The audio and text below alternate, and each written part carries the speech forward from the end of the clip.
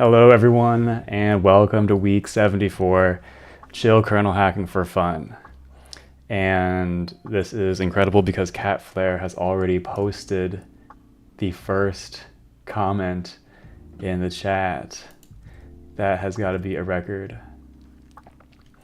I'm still gonna come in with my test 0 just out of tradition.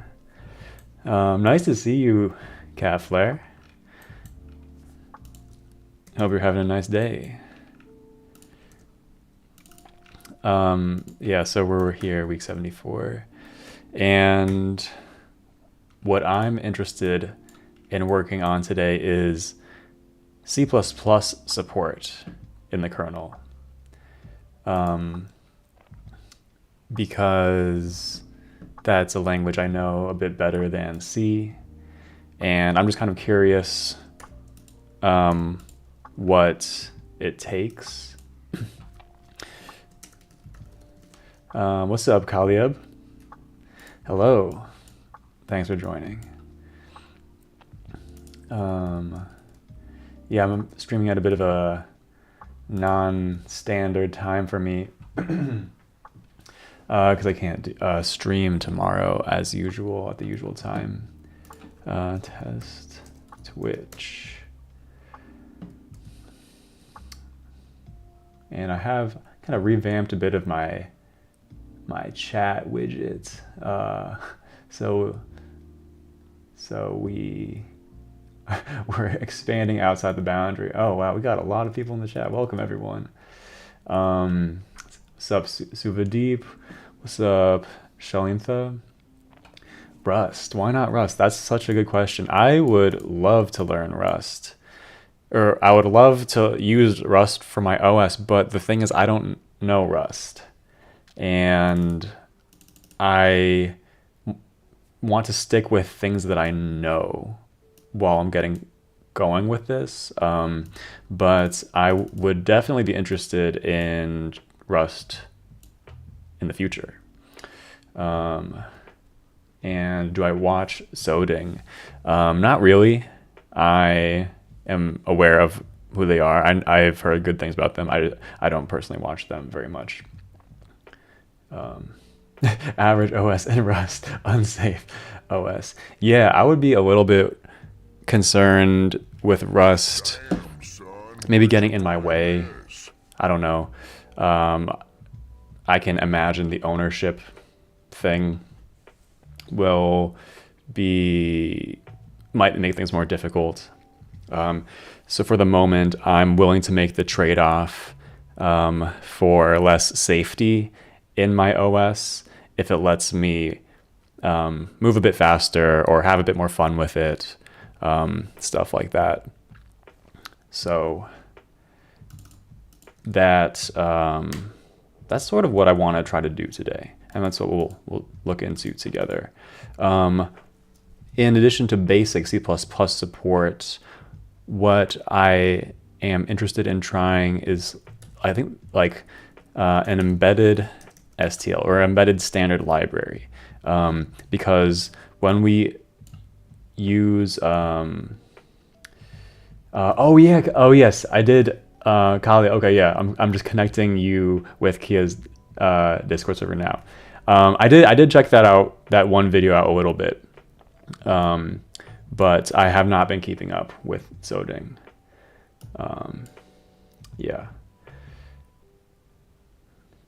Yeah, so embedded standard library. So the thing is, when I mean C++ support, I'm really talking about only the language, not the standard library. Because as far as I understand, it's pretty easy to get just the language working. You just pass like the F freestanding flag. But the C++ standard library is not meant to run in embedded environments or bare metal environments. Although CatFlare is saying some STL from C++ work on freestanding environments, but then it requires you to write at the runtime. So yeah, my impression is that the vast majority of the standard library is not going to work out of the box on freestanding, except for really basic things. I am not planning on adding RTTI and exceptions purely for the reason that sounds hard. Purely for the reason that sounds difficult, and I don't particularly want to spend a lot of time like on those kinds of topics. I'm also not really the biggest fan of exceptions anyway. And I'm not super comfortable with using them, to be honest. And RTTI is a bit of an interesting thing. I would be interested in using inheritance in the OS and virtual functions and stuff like this. And I would say it's a maybe. I don't know what RTTI like what it requires. I would like to avoid needing to do anything with that if possible. How is a normal system different from an embedded system? Not a dumb question. That's a very reasonable question. Kafler says embedded systems are more predictable and it helps to debug the system because everything is deterministic. Allocators. Also, digitalized. What is up? Yeah, Saturday stream again. I'm going on a hike tomorrow in the afternoon, so I won't be able to stream then. So instead of like doing a pre-recorded one, I figured let me just do a live one because it seems like they're a bit more fun anyway. So yeah, so embedded systems. My kind of take on this. Let me figure out what my take on this is. I'm just getting my chat widgets set up on the side also so I can try to monitor things. So embedded systems, like I would kind of describe it as embedded system. If we're kind of looking into like the space and spectrum of systems out there, I'll kind of compare embedded systems against PCs, and I would paint them at different ends of some kind of spectrum. I don't know why I don't have arrows.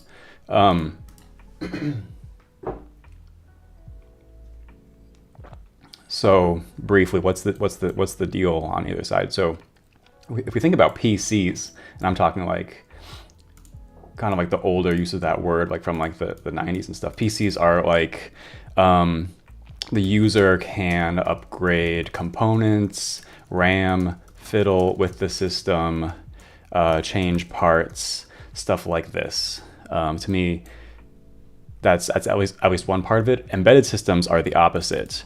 End users are not supposed to or allowed to tinker with the internals of the system, and as a result, all of the components are super tightly integrated together. Whereas on a PC end of things, components can be changed, swapped out. I mean, this is sort of like a side tangent from the original discussion, but like, and the consequence of the embedded system being constructed like this is the designer or the engineers on the system can tightly integrate everything together, and they can rely on certain guarantees about the system, do optimizations, and they don't. And in general, they don't need to worry about the system changing very much because it's all integrated together. That's maybe a bit of theory. In terms of practice in the world, embedded systems are generally very Small systems often bare metal, but not always. And I would say yes, and then yes, Catfly mentioned predictable, deterministic is a big part of this. Whereas PCs are kind of different. They're larger, run full operating systems. I don't know. Anyway, that's sort of my perspective on that thing. And that's relevant to us as operating systems developers because we are doing bare metal programming as operating systems developers. And generally that just kind of co-locates with more of the embedded topic.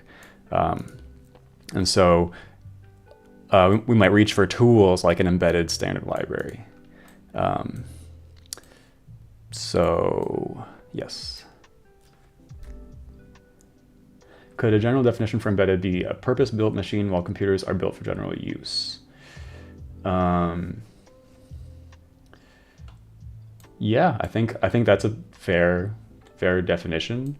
I mean, it depends on how specific the purpose-built. Like, you could argue a PC is. I mean, yeah. I don't know. You might be able to say a PC is purpose-built for being a computer for a personal person, or I don't know, something like this. But sure, I think that's a good way to think about it. All right, I'm gonna feel free to keep chatting about that. I'm gonna move on a little bit. And so anyway, so C++ support today, and that's for the record, I actually don't really know how to do this, and so this will be very much doing it live. But I haven't like touched things since last week. What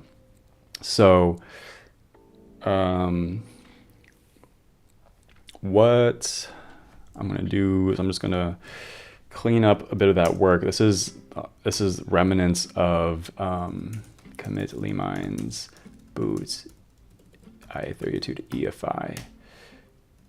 I'm gonna rename this branch from, how do I rename it? I'm gonna rename this to boot topics.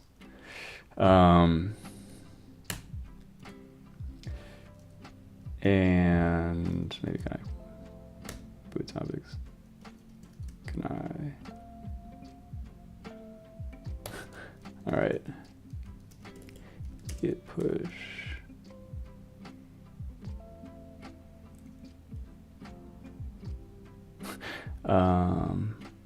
All right, you know what? I'm gonna rename this back to grub.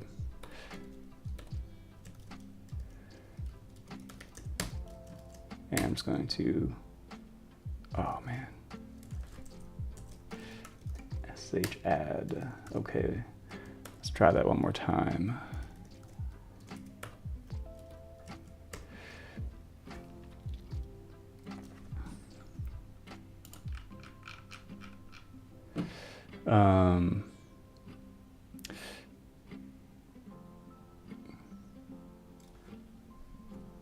Random tidbit, but I realized I now understand what the grub means for the multi-boot in my PC, thanks to this stream. Oh, that's cool. Where did you see multi-boot in your PC, actually? Curious about that. I don't think I've actually ever seen multi-boot in the real world outside of like the OS dev wiki or something like that. So, oh, you mean maybe you mean in the grub config file. Okay. Anyway, so how am I going to get started with this? What I kind of want to do is actually branch. I want to kind of get rid of. I want to get rid of the lemine support actually for the moment. Or do I? I definitely want to not use EFI. Maybe I can continue using lemine. Basically, EFI was just like a little bit more cumbersome than I want to deal with, and I don't really have any benefits from using UEFI at the moment over BIOS, really. So let's check back out to here and make clean. I really hope things build.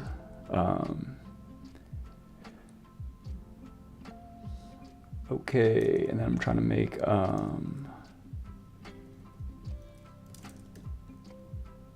okay, maybe it's a good time to open the old text editor. I kind of forgot what I need to make. The ISO object ISO to ISO. Okay, but apparently it's already. And if I run make Kimu, I really hope. Okay, okay. And if I press enter, our kernel boots. So that is a good starting place. Dual boot my machine with Windows and Ubuntu. Oh, okay. So do you use Grub though, digitalized, like as your bootloader? And then do you select between the two with like in the Grub menu or something?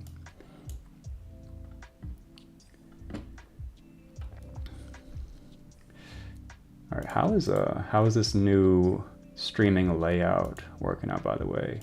The chat widget is like kind of on the right here, and I don't know, maybe it's kind of hard to read. Maybe I can increase or decrease the opacity real quick. I'm playing around with some different layouts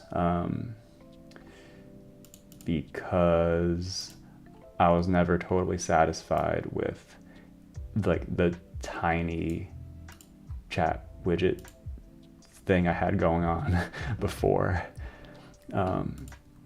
So playing around with some different stuff.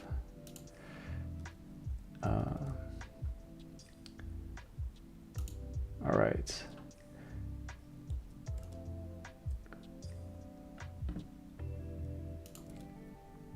Or maybe that's a little bit more readable.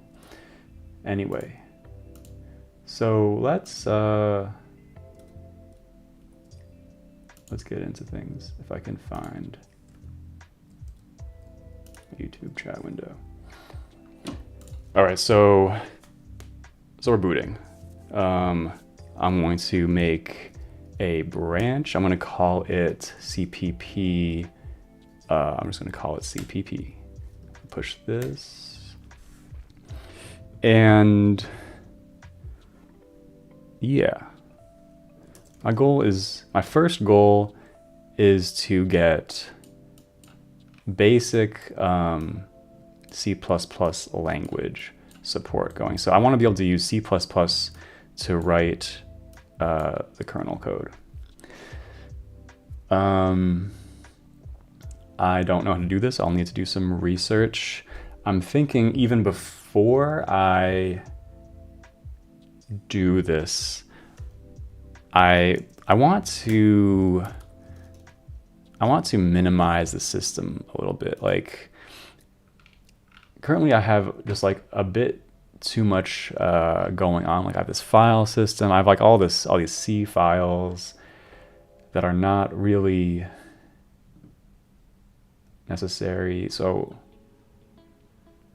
one way I could go about it is like trim, like delete a lot of that stuff basically, make the OS way smaller. Alternatively, I could just YOLO it and just try to compile the kernel with a C++ compiler. And maybe that will work. We need Rust. That's so true. We need Rust. And I have a good feeling about that. I think someday we will get Rust, but that will be a future day. What's up, Om? Thank you for the encouragement. So how do I begin? I'm just gonna search for OS dev C++.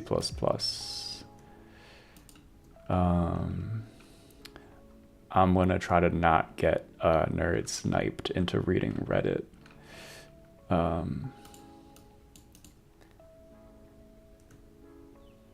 kernel.c++. Actually, do I even have a C++ compiler? I do. I have the G++, i386 elf G++. So I wonder, so it's gonna be another one of those makefile type of days. I wonder what would happen if I just kind of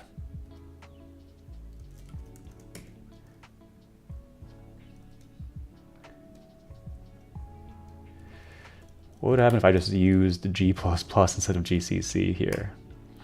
Would you install a cross compiler for C++? Wouldn't there be no STD though? Right, so that's what I have here. So my i386 stuff, I got that from like Homebrew, which is the package manager, and this is my cross compiler. And so far I've been using the i386 elf GCC, which is the C compiler. But the good news is that it actually comes with a C++ compiler also called G++. And this is my cross compiler. So it cross compiles and targets 32-bit x86. And yes, there's not going to be any standard library though. So that's a key point here. And I'm okay with that. But by default, I cannot use the standard library because the C++ standard library is not meant for bare metal environments. It's meant for completely like hosted environments in a full operating system, basically, for the most part at least. And so when we use I think we're using the freestanding, where is that freestanding? I could have sworn, or maybe not. How? Wait, what? I could have sworn we had the freestanding flag somewhere in here, but I'm not seeing.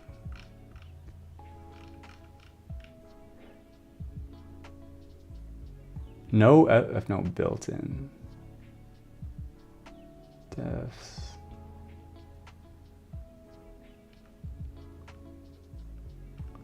Oh, okay. This is interesting. I'm a little bit surprised actually. I totally thought we had the F freestanding. Did I remove that at some point? I don't think so. Let's just take a quick look at what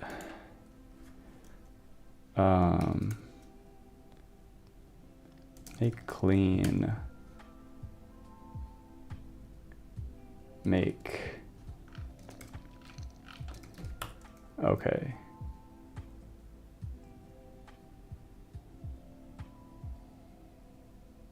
This is like hard to read. Let's just see, let's just check out one of these command lines. So this is compiling init.c, which is pretty typical. No stud inc. Interesting. So here is an example command line.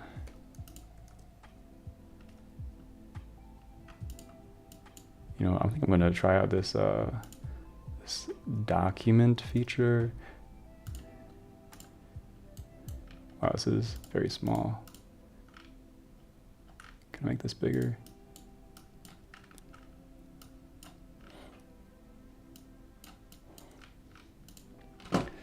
It's a bit better for text, I guess.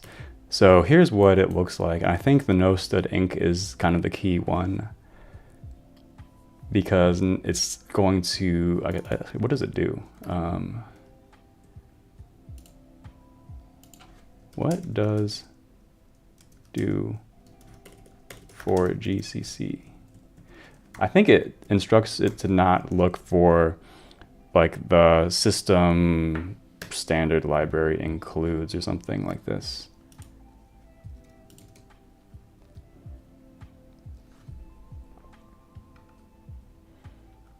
Yeah, so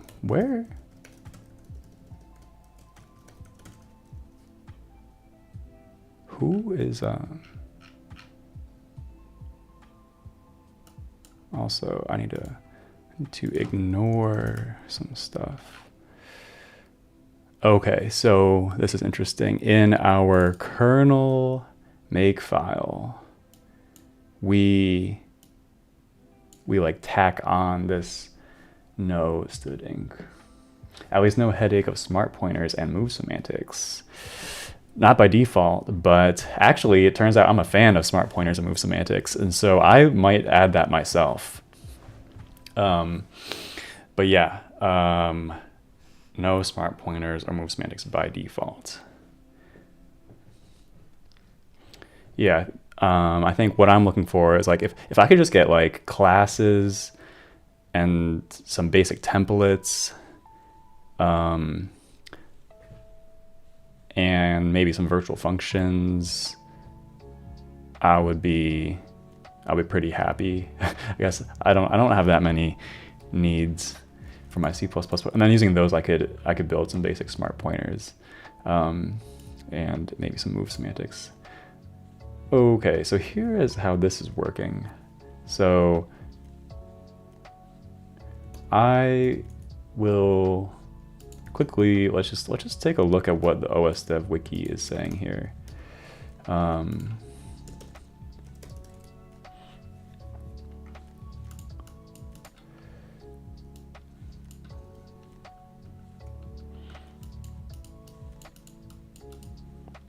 Yeah, so this is just kind of like the key stuff. And the nice part is that they don't require runtime support.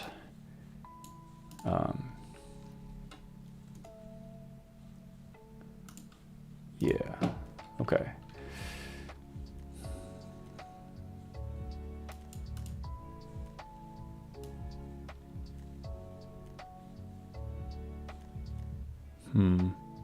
Floating point. I don't really support floating points. The kernel doesn't support floating point because we do not save and restore the floating point registers in our context switches right now.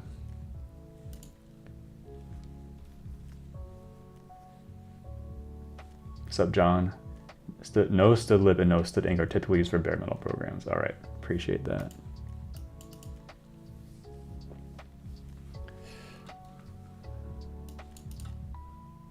And there's this like global CTORs thing. Okay,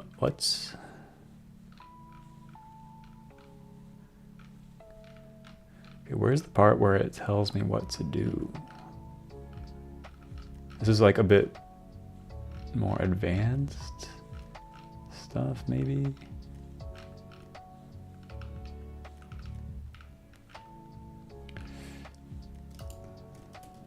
Okay, maybe I will check out this random operating system from 6 years ago. Cactus OS.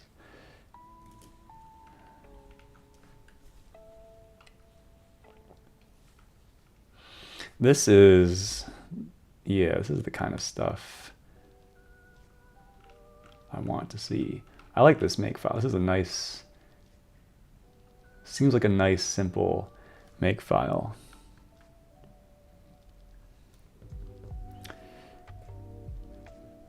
Yeah, digitalized. I mean, I think it gets a bad rap. I think C++ can be very poorly explained.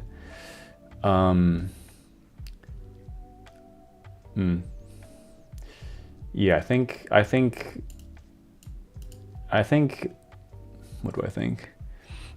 I mean, I'm a fan of C++, like straight up.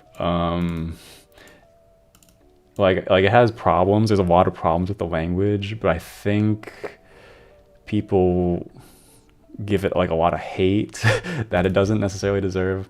Some parts it does deserve for sure, but yeah, we can go through some of that stuff. yeah, when I start my own OS, I'm planning on using C++ for at least for starting out. Okay, so this is like a nice simple make file. So I'm just going to copy this link, and all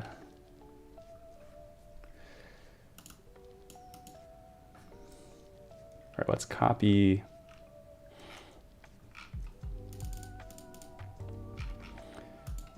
this into our project. So how's this going to work? I'm going to make a variable called cxxflags, and I'm just going to put some stuff in here, and I'm going to remove the things that I don't think are relevant.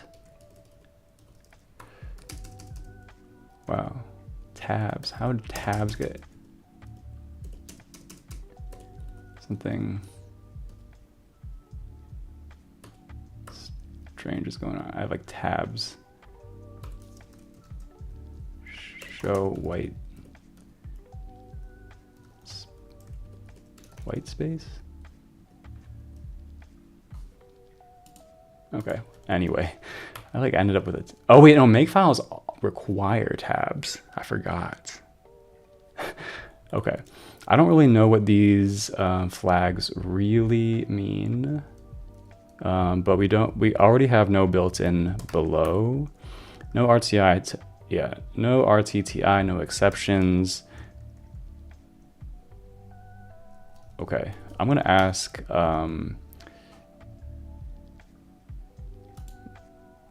Copilot, can you explain these C++ compiler flags?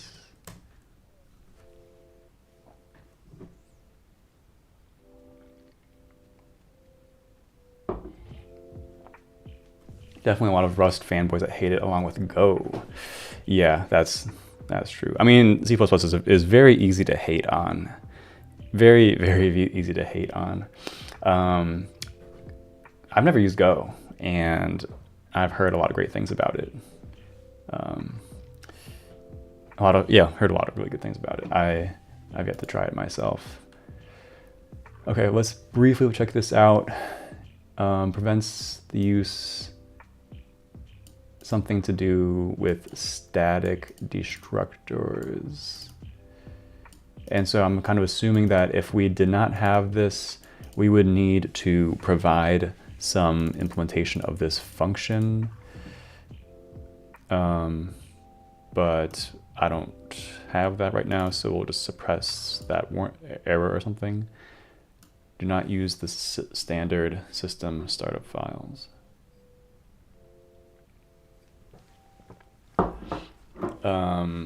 Okay. No runtime type information. No exceptions. No leading underscores. What's that about? Disables pre-pending.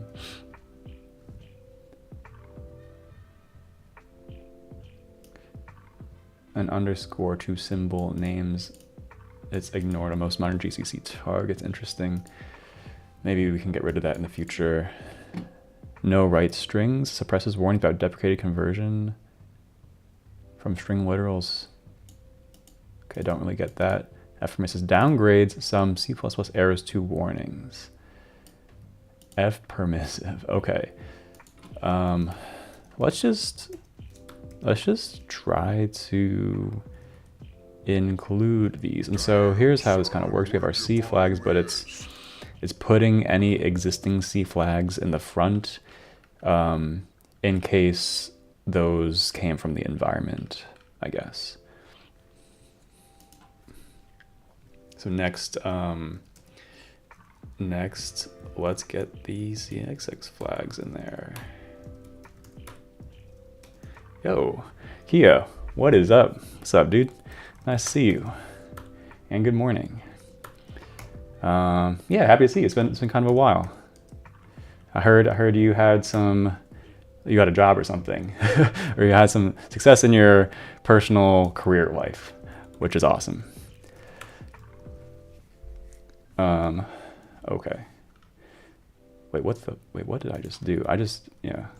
Okay, this does not go here. This goes here. Okay, we're gonna put our CXX flags in the front, and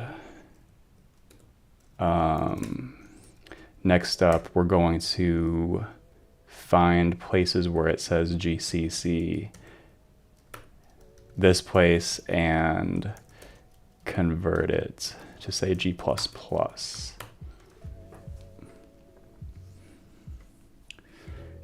I don't know why it says pipe there. I have no clue why they did that. So this is sort of my first attempt. And then basically what this does is going to try to compile the entire OS with a C++ compiler instead of a C compiler. Yep. Yeah, life caught up to me, hoping to get back to stream in July. Nice. Looking forward to when you do. Yeah, I mean, that's pretty ambitious what you were doing. Also, trying to do an OS and a programming language at the same time. That's master level stuff.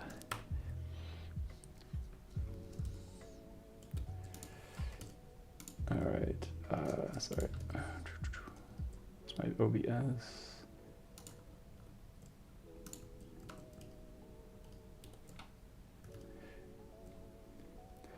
Just curious, what does the, like, I was actually expecting this to be a lot more helpful, but like, I was basically looking for some compiler flags. Okay, so it goes one by one and just kind of lists some stuff out, but it doesn't just give you flags to put in there. Just curious, is there any plus flags? Okay, this looks good. I'm just gonna record.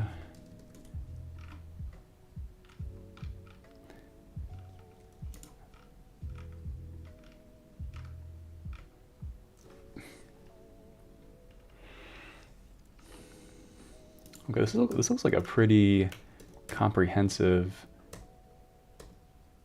resource, actually. So maybe this will be useful. Anyway, let's just try it. So we're gonna do a make clean, and we're just gonna do a make. And my prediction is that this is going to blow up somehow. And so this is kind of neat. I mean, so this is it's actually kind of neat to see what kinds of error messages you get when you take a C code base and try to run it through a C compiler, which should theoretically kind of support the C, like everything C, because C++ is supposed to be a superset. But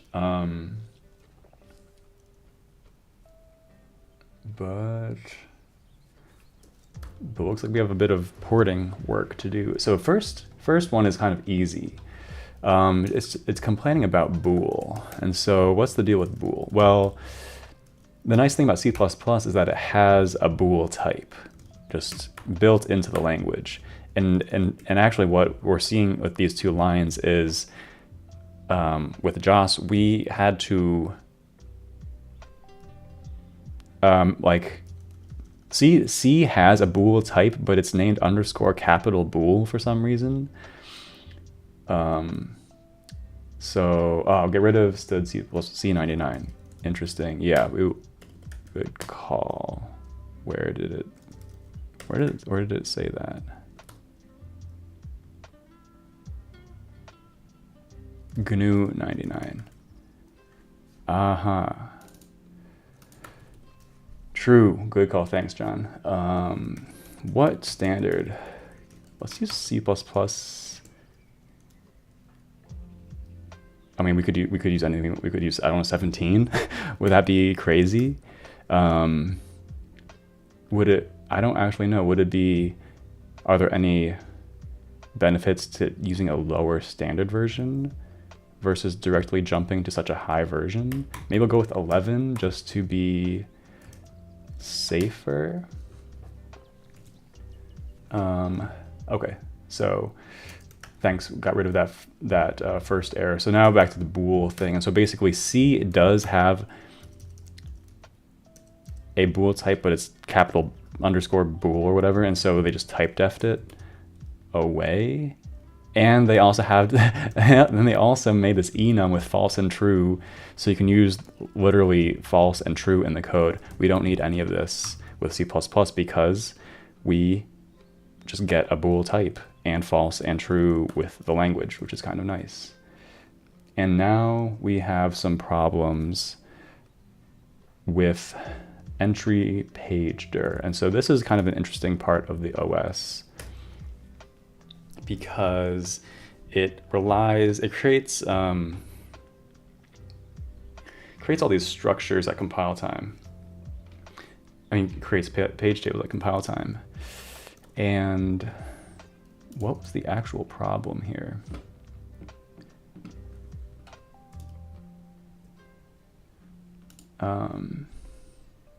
Sorry, unimplemented. Non-trivial designated initializers not supported. So that's actually a bit of a bummer. So with C++, we get a lot of nice things, but we also lose some nice things. And designated initializers are something that we lose.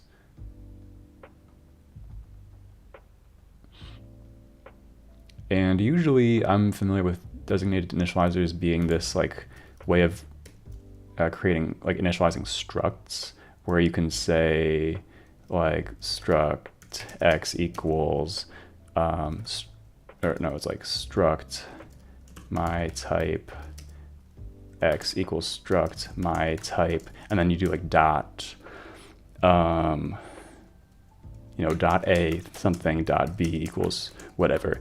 To me, that's what designated initializers are. And C++ doesn't have them, or at least it only got them super recently with like 23 or something. That's not what we're seeing here. Just curious, what are the squiggles for?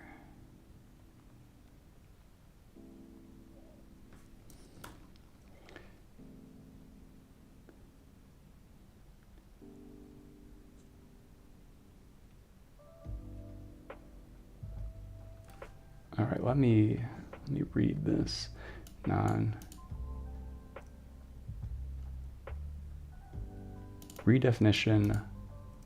Redefinition on line 36.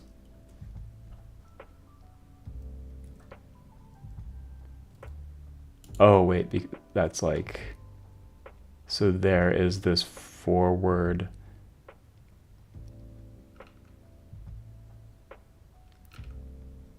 declaration.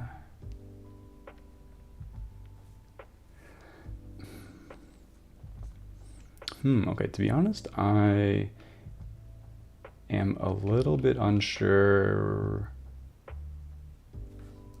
It's like a bunch of different problems all at once, and I might actually lean on Copilot to help me with these. For whatever reason, it wasn't a problem with the C compiler to forward declare this array like this. The thing is, we need to reference it here in declaring the page directory, but then we define it later. But like the question is, why can't this just come first? And maybe the reason is because it's stupidly long. But maybe that's okay for the moment.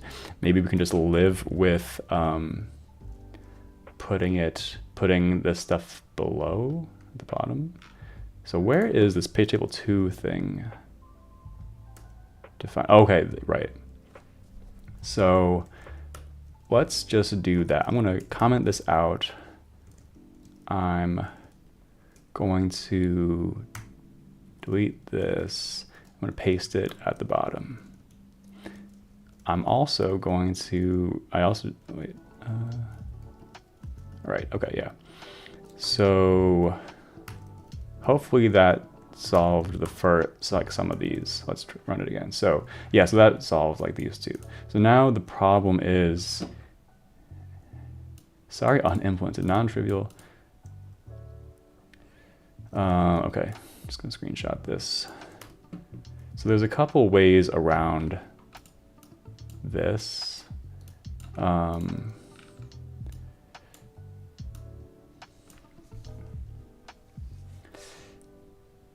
I could either change the C code somehow and not rely on non-trivial designated initializers, or I could upgrade the C++ compiler to a version that supports this. And maybe the second will be easier. I actually don't really know how to upgrade the C++ compiler because I'm just getting mine from Homebrew. Research i386. There was just some, I'm using this native OS elf toolchain recipe, and I think, I mean, just curious, what version does it tell me? It's GCC 12.0.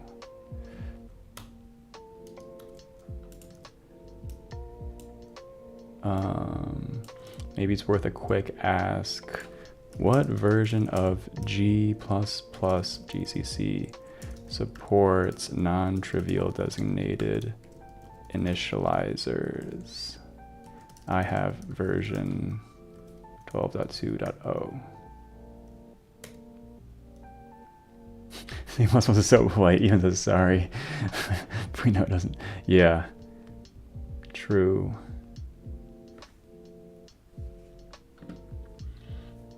So check this out. So non-trivial designated initializer. So that's this thing where I'm declaring an array with 1,000 entries actually. And I am like the vast majority of the entries in the array are either like uninitialized or zero initialized. I don't remember which, but I have 3 specific entries that I actually am initializing in that array. And that's what this like syntax is. I'm initializing index 0, and I'm initializing like whatever's at this index actually, which happens to be some math, some bitwise math. And that's not supported.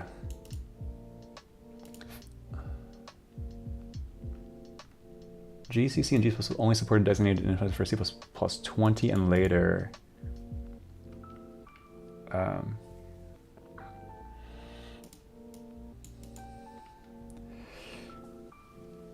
So my usage is not standard C++. I will not work with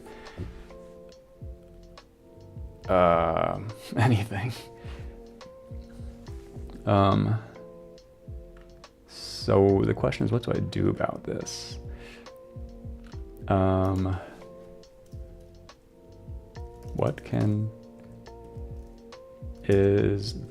Can you suggest a workaround for me?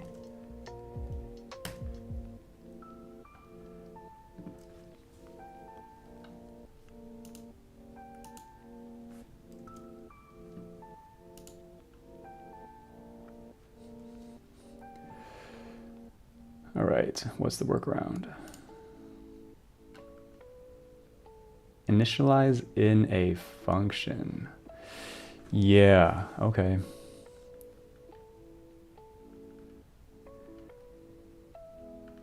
Yeah, so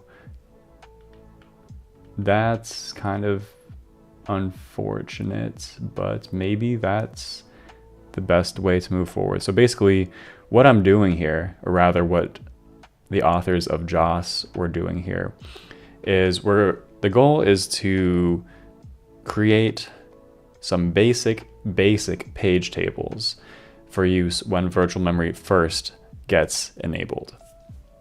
And these basic page tables have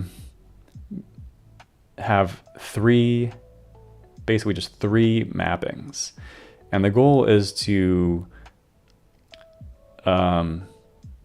just have the bare minimum of mappings necessary to just kind of get the kernel going in a basic way.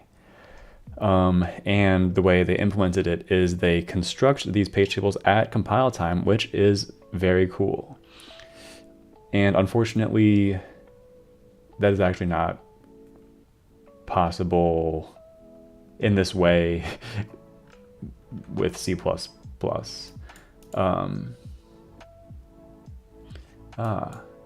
Can I, it's saying designated initializers with computed indices. And so the thing is, like, these don't really need to be computed. I could also have these in a variable if I wanted. What if the indices were not computed but came from variables? Would that help? So I could, like, it seems that this indices thing, okay. What? Would not help. In fact, it would make things worse. Designated initializers require constant expressions. You cannot, what if I make the indices const expr?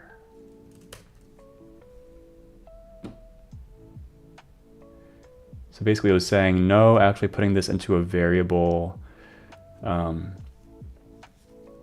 would not help for reasons like it needs to be actually compile time available. But the thing is then, but in C++ we have this thing called const expr, which allows you to do compile time computation. It will only help you if you're compiling as C++20 or later. However, as are only supported for aggregate types with constant. So here's what it would look like. We could have some const expr variables that just have this computation, and we could try to use them if you were compiling. So only work if you were compiling as C++20 or later.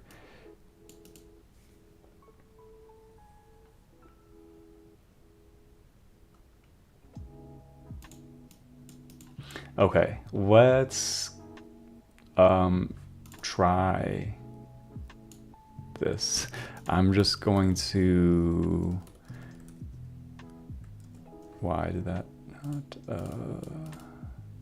copy paste? So we have some, why is it saying expected? Oh, because, so I actually don't know who is giving us these squiggly lines. We need to fast forward into the future, into C++20, and I'm just curious, does this compile, or does it complain? Okay, so now we can try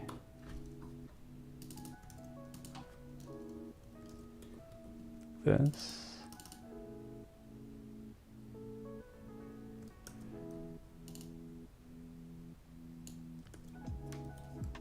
So now we're just using, but this, we are getting a lot of squiggly lines. I mean, all over the place. So I'm sort of expecting this to not work. Did this even... Okay, no.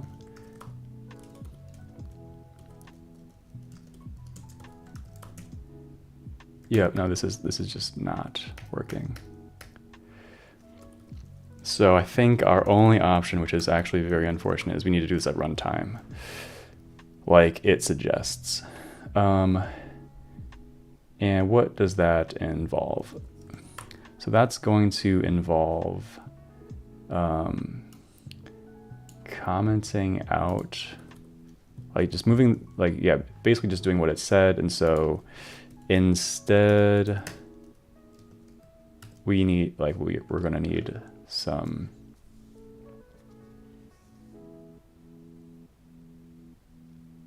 but actually that's I don't think that's gonna work. Wait, how is this supposed to work? Because like we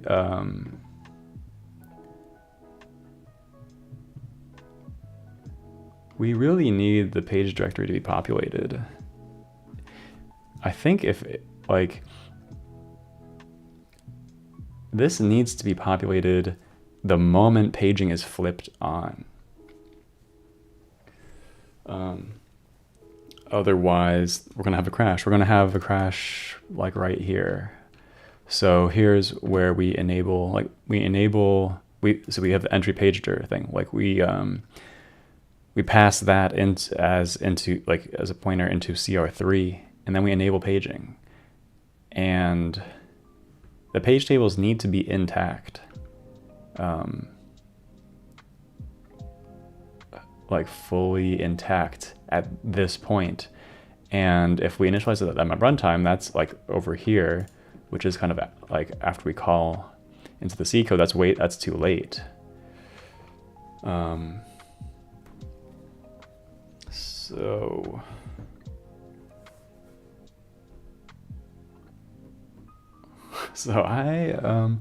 that's an interesting challenge.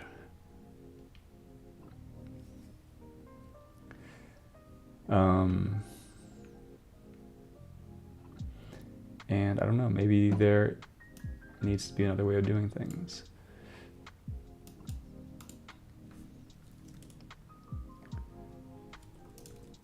Oops.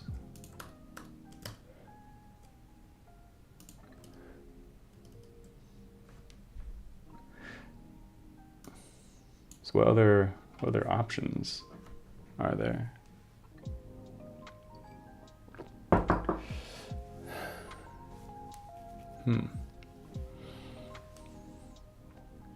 We could, I don't like not enable paging or something like this. We could enter C code.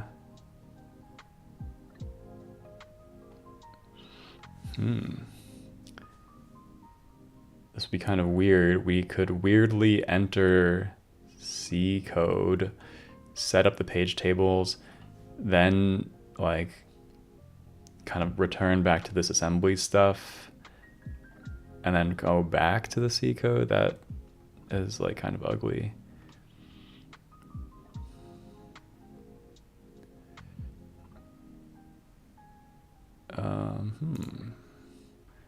Okay, I think I will actually ask for help here.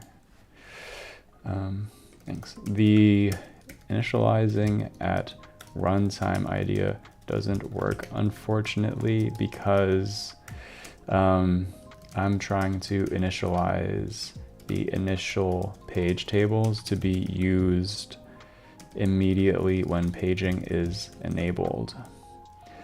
I only enter C code after that point.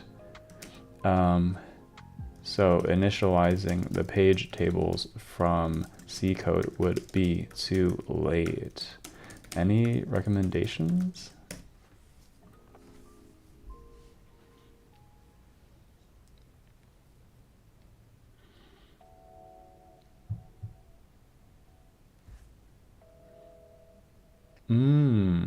Good idea. Wait, I could use a C compiler just for this file. That's actually a kind of a good idea. Maybe. Other ideas would be to use an assembly file.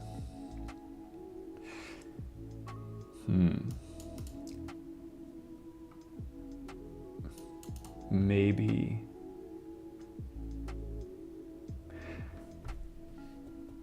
Maybe that is possible.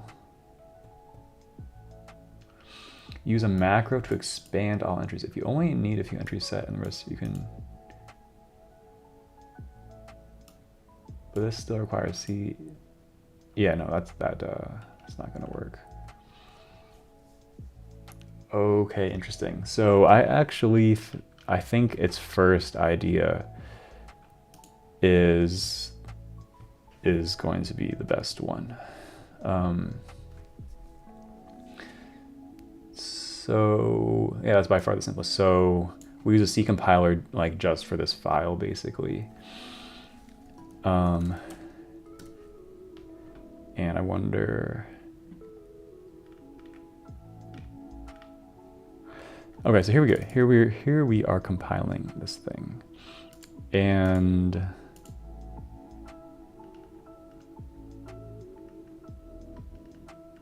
it's like a little bit complicated. Wait, what? So we accumulate all these C files.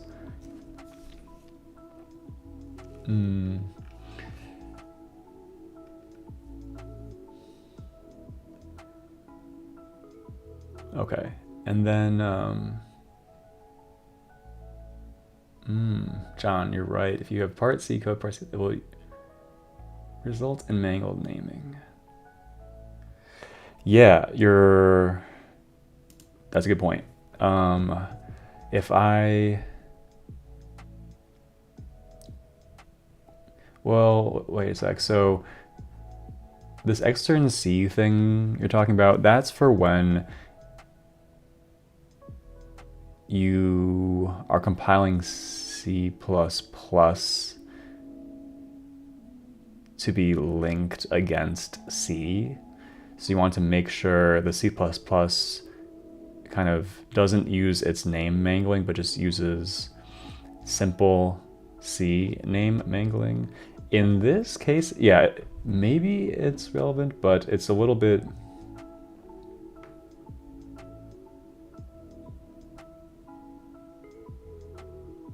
I think it's a little bit the opposite situation, because we are trying to take this thing compiled as C and link it into what is otherwise a C++ code base. And I think that should be doable. We might need to, like, I don't know. I think actually I think it should not be that hard, actually. Actually, no, you're right. We need to, when we have the, I don't know who is, it depends on who is referencing entry pagedir, but I actually think because it's only this assembly file. It's not referenced from other, it's not referenced pmap. Okay, maybe it actually is referenced right here. So I think whenever we have this extern thing, we'll need to wrap that in an extern C. I think you're right about that. Yep. Okay, so let's just try something kind of simple. And I'm just gonna say entry pagedir.c. And here's the part where I need to somehow specify to actually use the C compiler. So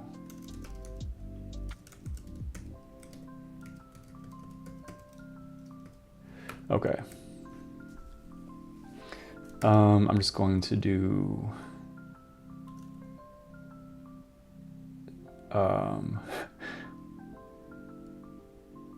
C, I could just name it like GCC or something like that. Maybe that's confusing. It actually is very confusing that this CC thing corresponds to the C++ compiler, but I just have it this way because otherwise I would need to rename the CC thing all over the build system, and I want to skip that for the moment. So I'm just gonna have this thing called GCC, and over here we're just going to use GCC, and I wonder, let me just do a make clean, and now let's do obj kern entry pagedir.o. No rule.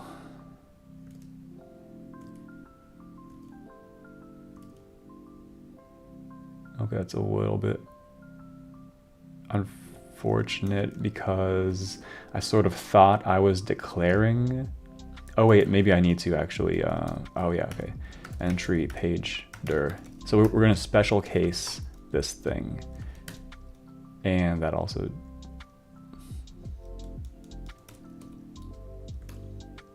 oh. No rule to make target kern. What's up, Bihan? Nice to see you. Welcome. We're just also, I just realized I never updated my stream text. We are not working on EFI. We're working on Paula. What is up, Paula? Nice to see you. Thanks for joining. We are not working on EFI, but we are working on C++ in kernel. Okay. That's better. So, okay, now it's saying no rule to make target this thing.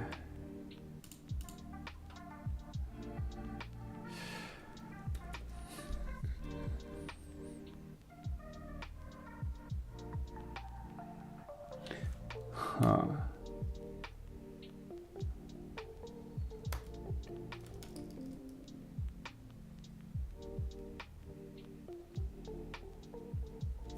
Treat a page. Oh, it's wait, what? There's no tree page. There is no underscore. That would do it. All right, let's try this. No. Wait, okay.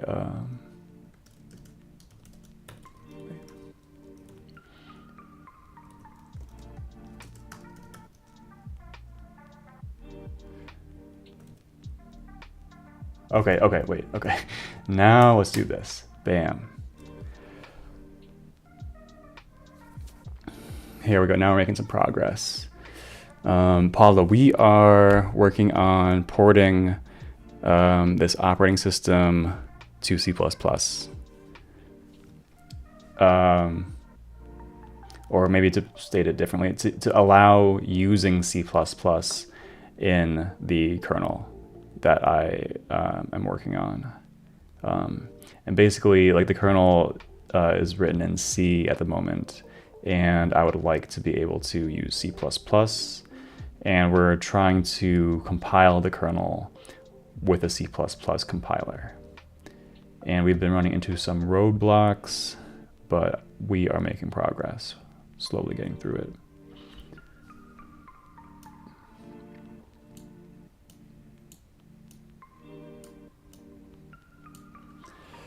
So now it's warning us or erroring that we're using a bunch of C++ flags in compiling a C file. And so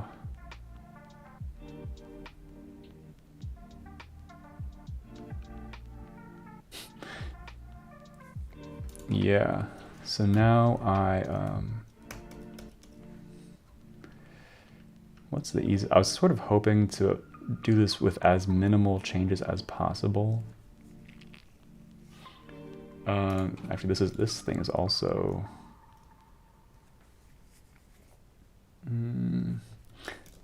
All right, this thing is actually also a C++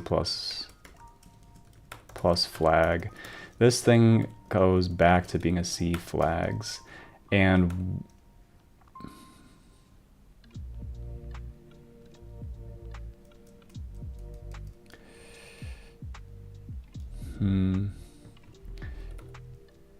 okay, so maybe actually also, what's up, Ragil? Oh, hi. I'm due for my daily oh hi mark.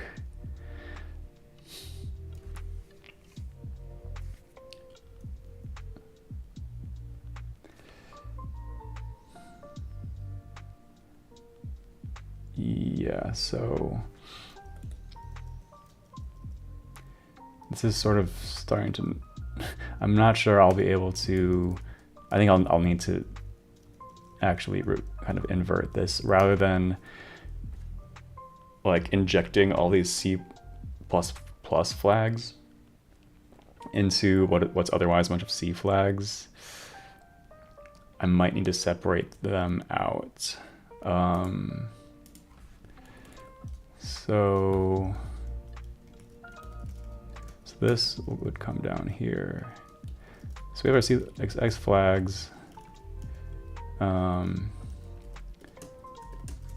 Flags plus equals C flags. And we remove them from here. Not super sure how well this works. And so now the consequence is that anywhere where C flags, wow, anywhere where C flags is mentioned,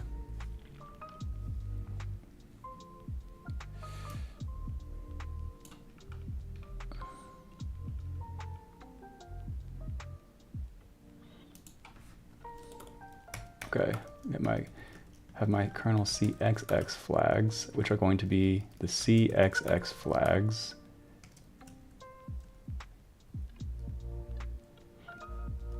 But with these things,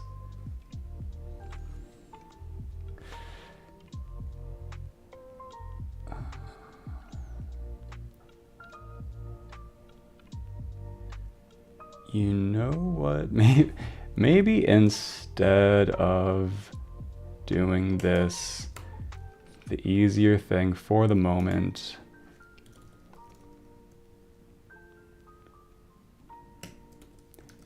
is to actually continue with the thing I had.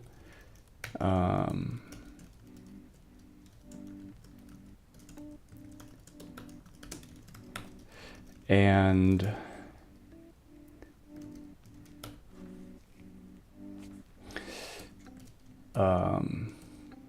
like here, I'm just going to not use current C flags.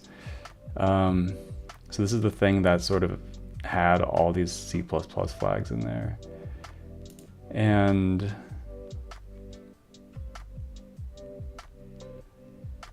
I'm just going to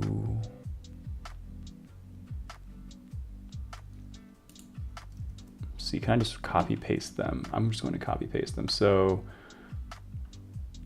everything starting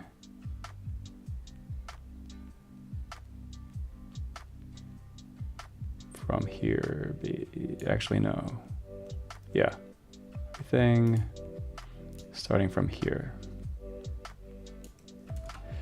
And I'm just going to directly inline them here.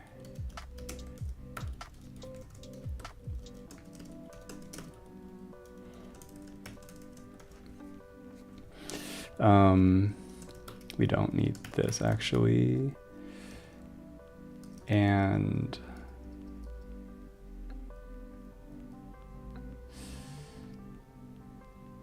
this I thing is a bit, I actually don't know what the current directory is. I'm just going to do obj_dir back.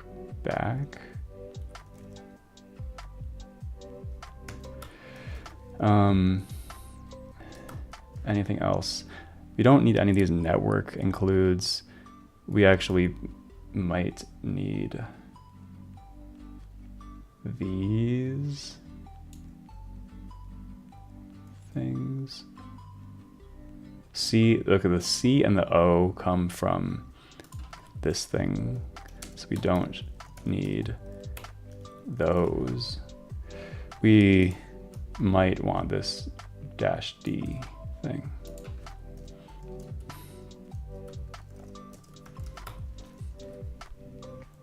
Okay. Yeah, so this is just me kind of really hacking it right now. Shit, that's not what it,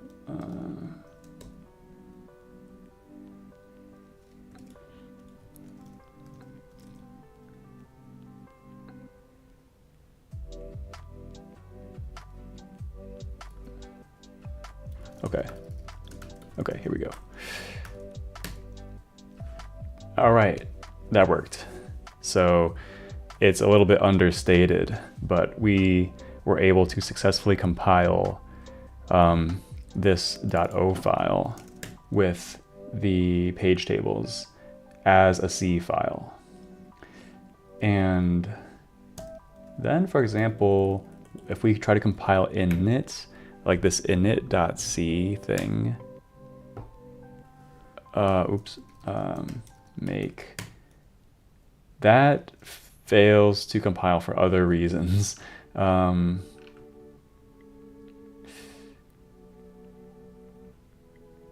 Okay, right, and so what we need to do, okay, I forgot to revert one thing. So we cannot, yeah, we don't want this thing anymore. Now we're back over here. C++ 20. Okay. And we get an incredible amount of errors trying to do that, but now this is like a normal C file that we are actually trying to compile as C++, and we are doing that with the C++ compiler and all these C++ flags. Okay. So now what? So now I guess we're just what happens. If I do make clean. Yeah, so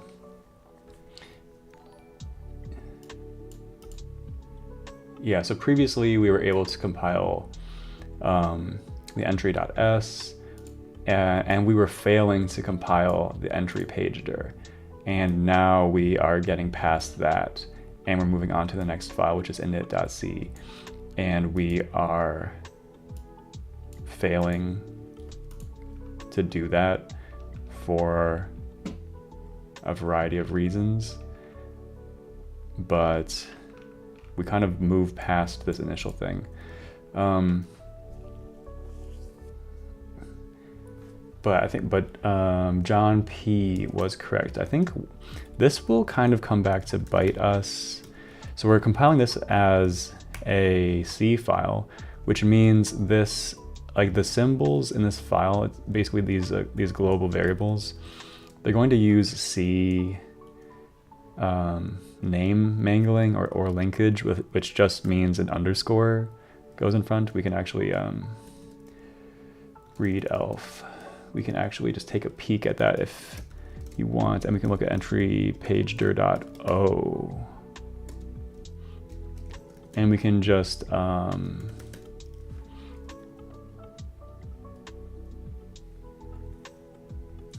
actually, you know what? Maybe I was wrong. I was expecting underscores to be here.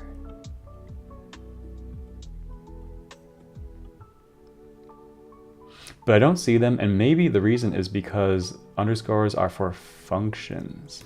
I wonder if I were to put int my func return 42, like, and I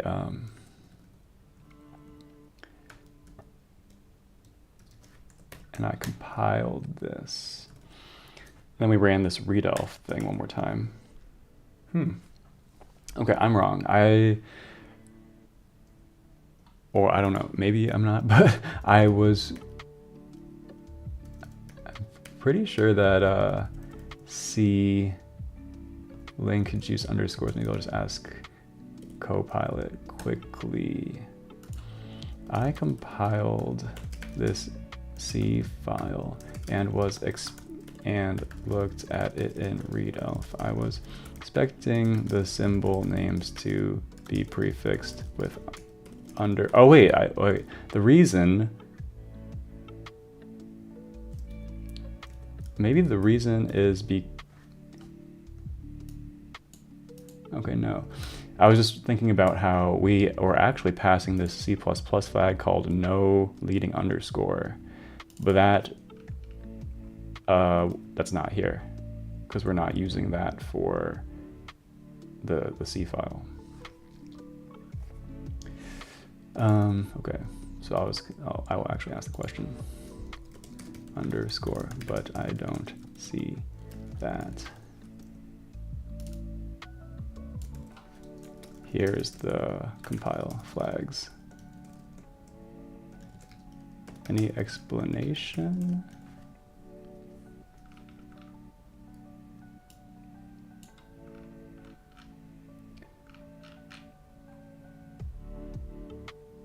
Oh, huh.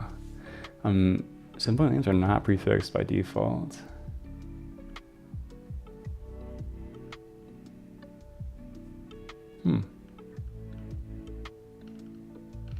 Okay, interesting. So never mind. So with this file, never mind. So we are not going to have an underscore, and it's being used here in entry.s, and it's referencing this entry pager symbol, and maybe that will just work fine. Anyway, I think we're ready just to continue with trying to get things to compile. And now we're running into some issues with init.c. I also just realized we have not had our typical breaks. Let's just all take 20 seconds to stand up. Be right back.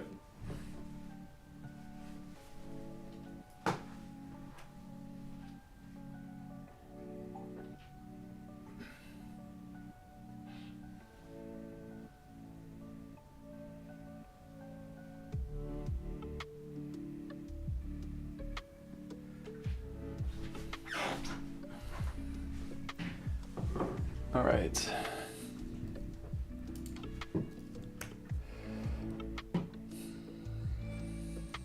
Okay, and the file included from string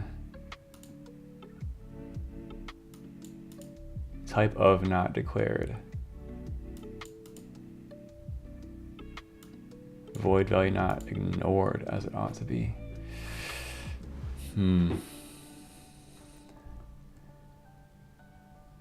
So first of all, what are we looking at? Types.h, type of. And this is, and these rounding functions.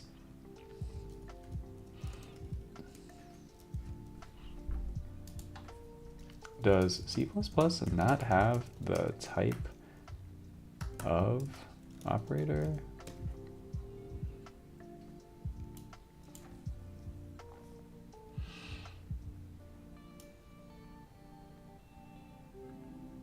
Wow, we are finding some interesting things that are not, like in general C++ is a superset of C, but we are finding some interesting things that actually make it a Venn diagram. The one thing being designated initializers, like non-trivial designated initializers that we were just looking at with entry pager, and now the type.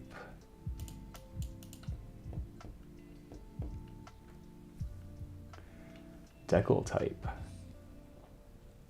All right, looks like we are porting type of to decal type. Decal type. Bam. Does that work? Maybe. Thank you, be understood. Very social. Appreciate that. Music for life. Kernel developer using AI. Why? That would make more bugs in future kernel development. Why? The reason is because I'm not good enough to do this without AI. So maybe someday I will be good enough, but for the moment I need some help. This is interesting. So now we're using all these decal types. And did that do anything? I think that actually did fix.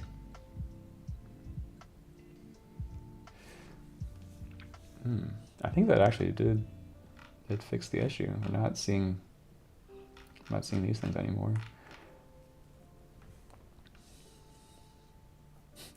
I also use AI sometimes as documentation. Yeah, it's super useful. Yeah, even for kernel developers. I mean, I'm not really using it to generate a lot of code for me. I'm mostly using it to help me debug things. So, yeah.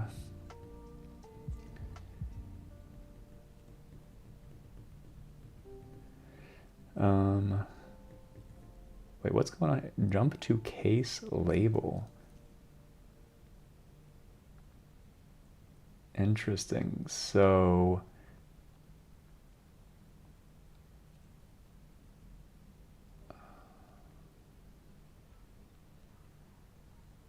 let's check this out. So line 53 init.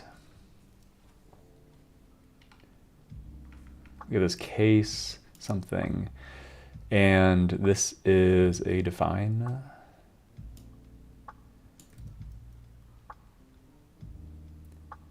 Jump.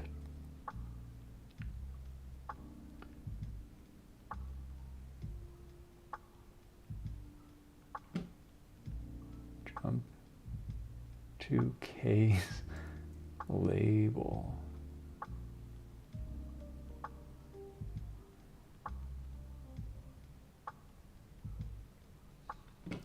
Some problem with the way we're doing, the way this gets compiled in C++. I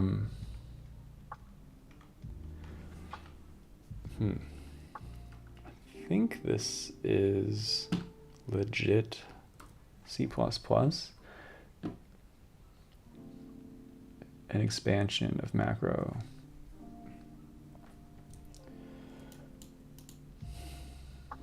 Crosses initialization. I have to confess that I don't know how to fix this. Jump to case. What is that trying? Jump to case. It's just a 1. And surely that's.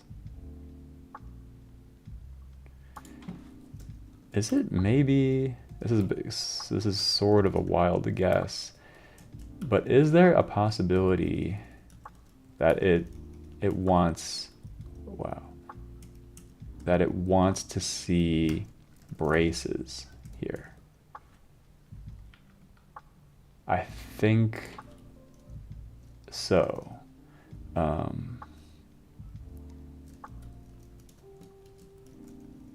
I think that is making things go away. Yeah. Okay, that also helped. Interesting.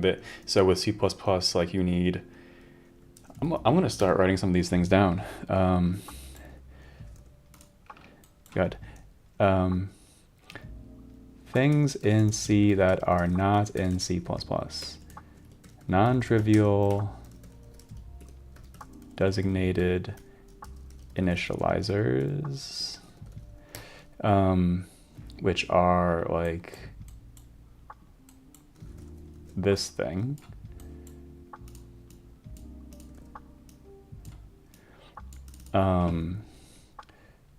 Type of operator,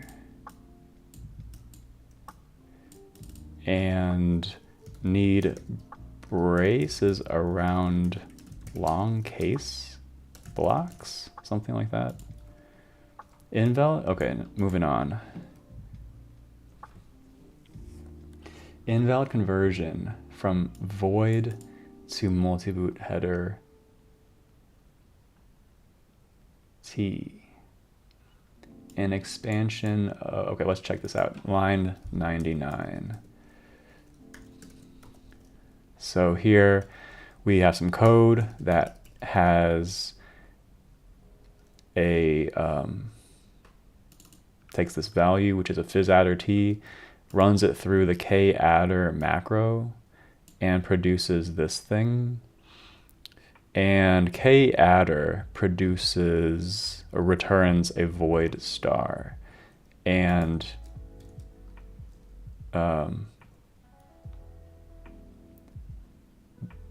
we are directly assigning that into a pointer of a different type. And it doesn't like that, so we should probably cast that. And I guess now that we're in C++, we can use static cast. And that would be a bit more idiomatic, I think. We can use a static cast.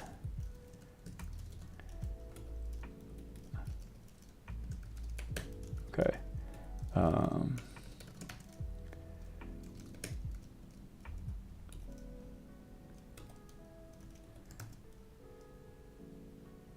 So what's up with all these squig identifier static as undefined? There's something messed up. Yeah, okay, so the problem is that this file ends with .c, so VS Code thinks it is a C file, and then it's running all this IntelliSense on it, thinking it's C IntelliSense, but we are actually compiling it as C++. Okay, check that out there, it went away. When did you learn C++? How many years I want to master C, but because of the development time effort, I use Golang as replacement of C++. When did I learn C++? I've been learning C++ since about 2019. So I guess about 5 or 6 years at this point. And then I work with it professionally, and so I learned a lot about it through my work. Yeah. Just enjoy watching a developer use C in development because I miss C. Yeah, I think, it's not the most modern language, but interesting to see how you use this kind of old technology. Okay, I think you can change IntelliSense settings in bottom right. Pick C++. Good idea. So if I change this to C++, look at that. That's way better. Thank you for the tip. Yeah, so now we have this big static cast here, and it's not screaming at us. So that's an interesting example of C++ having stronger type checking than C, where C++ will error out.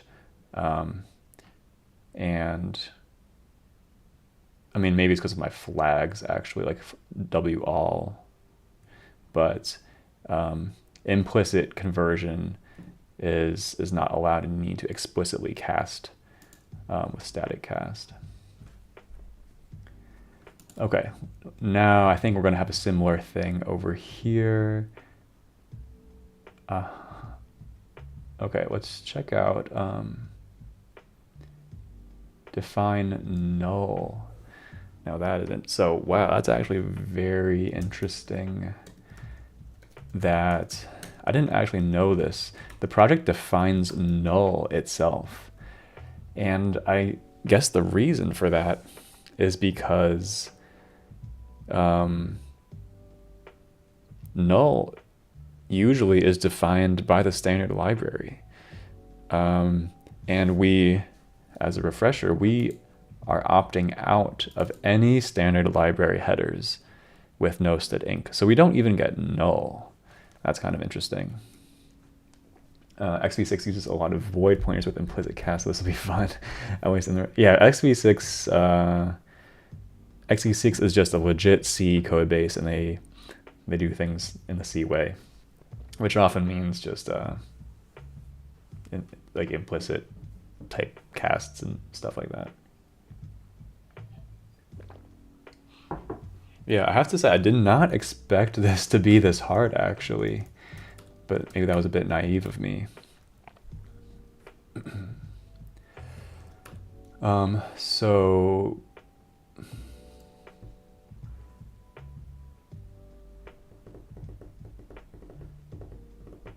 wait, so this is interesting. So if I just comment that out, that will break all sorts of code throughout the kernel, which is depending on null existing. And so I think what I actually might do is instead of defining it as a cast from void start to 0, I'm just going to define it to be null pointer, which is the idiomatic C++ way to have a null pointer. And let's check out init.c253. Yeah, so I mean, we're using it for a null pointer here. And so I actually think that this is legit. And check, ooh, this is not looking good. But anyway, check that out. So that worked. We were able to fully compile init.c now. And now we're moving on to console.c. And unfortunately, it seems like that file is really relying on this non-trivial designated initializer thing, which is really inconvenient. Let's check that out.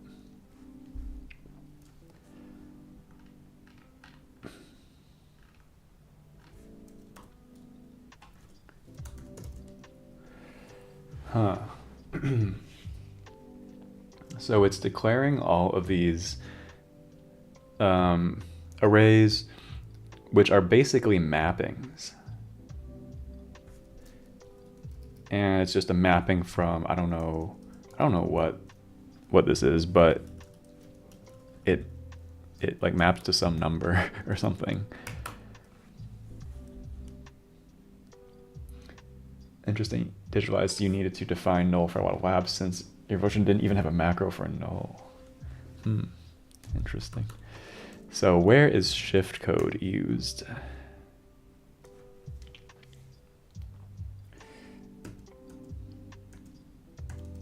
It's used in 2 places, and it's just used to look up something.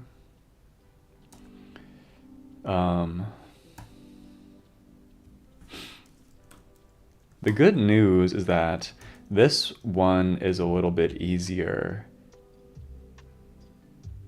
to handle as opposed to the entry pager one. So with the entry pager one, it really was not an option to initialize the page tables at runtime because we needed them from such an early point in the OS.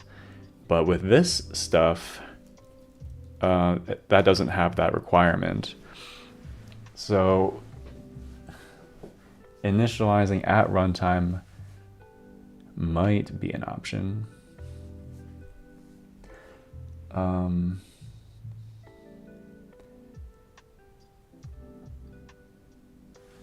Okay, but I kind of don't want to do that. I'm gonna actually just ask the AI again. I forgot what it recommended the previous time. How would you recommend replacing this implementation with something supported by C++? I guess it really was suggesting to initialize things at runtime.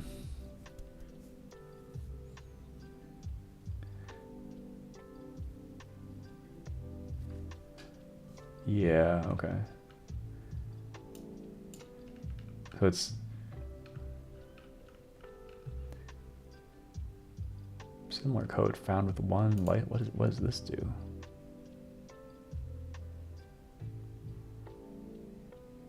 This is a similar code found with one license.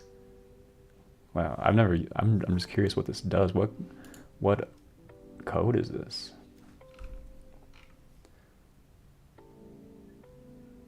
This is very suspiciously similar.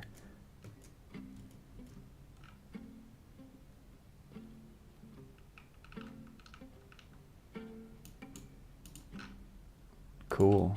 I'm gonna write this down. But anyway, it seemed this console code like straight up looks like it's ripped out of JOS actually.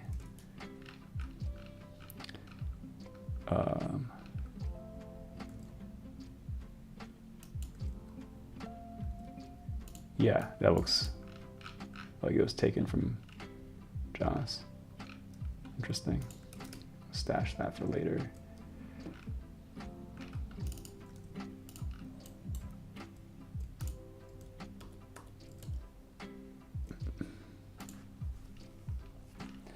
Okay, anyway.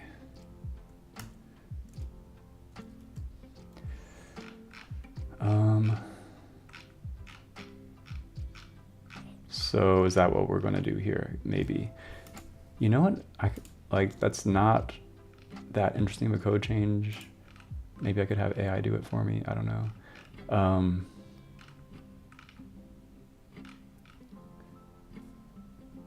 Maybe in keyboard init.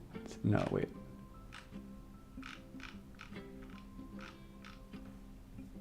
The shift codes are used keyboard proc data. Okay, so theoretically, I'm just gonna do it. Theoretically, in the keyboard init function, actually, where is this called from? It's called from console init pretty early on. Hopefully that's enough.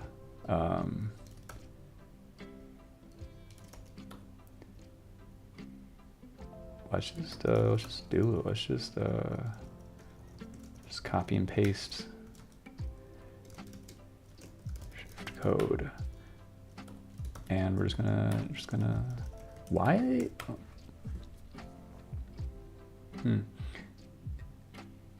It's 256 long, but they only populate like 4 of these things.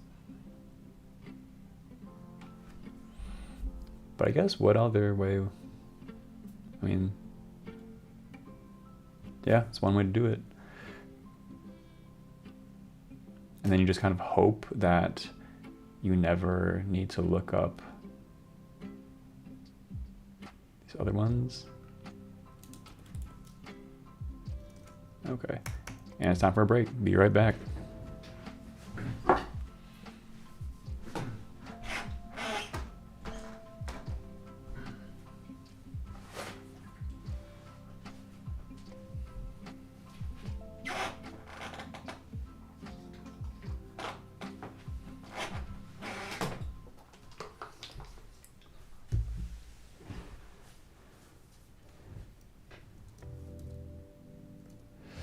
All right.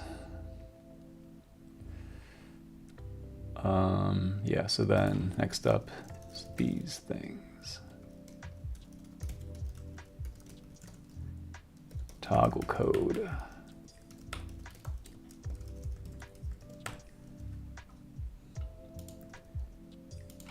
And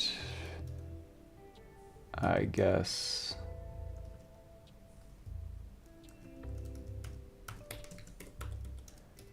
we're gonna need some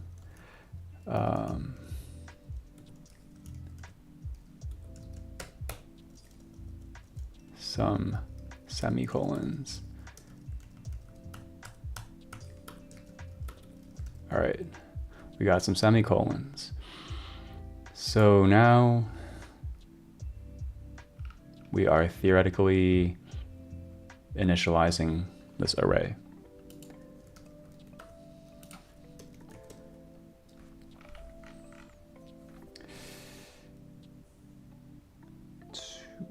Whoa, 261. Wow, this is very interesting.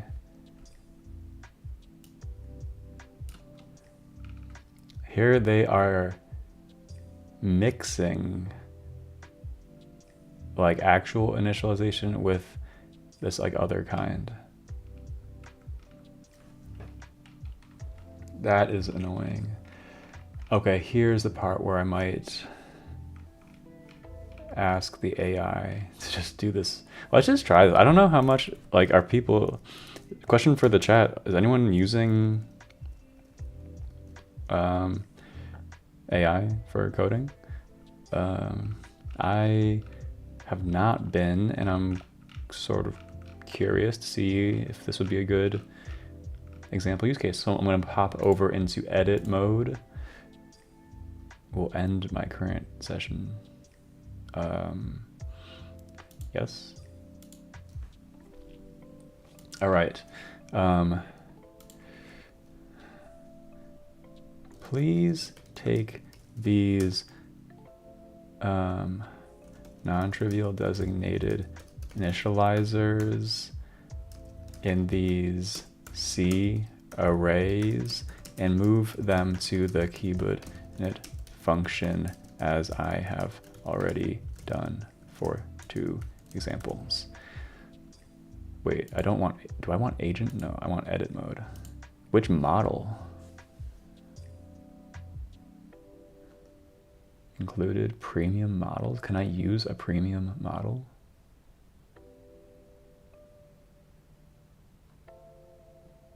What happens if I try? Oh, enable access.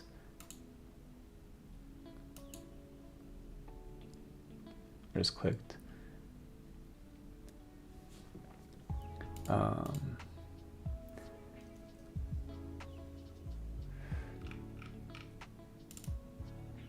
sort of thought I already add file. Add file to chat. Sort of thought I already did that. Let's try that one more time.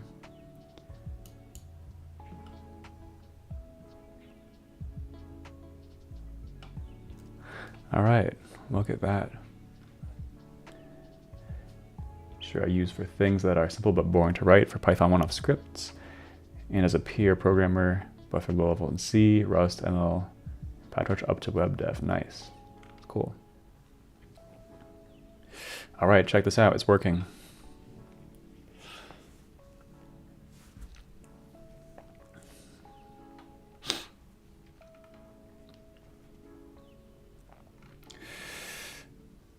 Ooh. Just mirrors this. Okay, wait. So what's going on? This diff looks reasonable. This diff looks reasonable. Then there's a lot of red.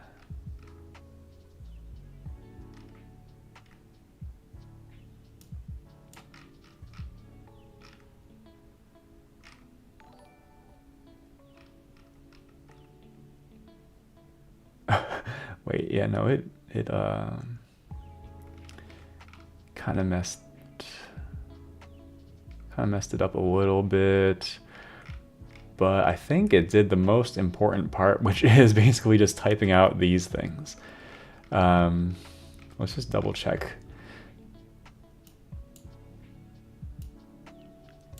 So we got in the normal map,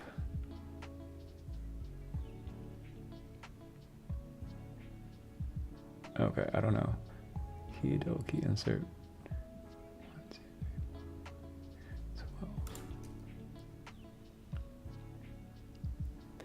12. Okay, that looks legit to me. Next up, this thing. And that looks legit also. So what I'm gonna do is just copy and paste, copy this whole thing. I'm gonna, how do I reject? Undo. I'm gonna undo all of this. I'm gonna come here and paste all that actually useful work that it did.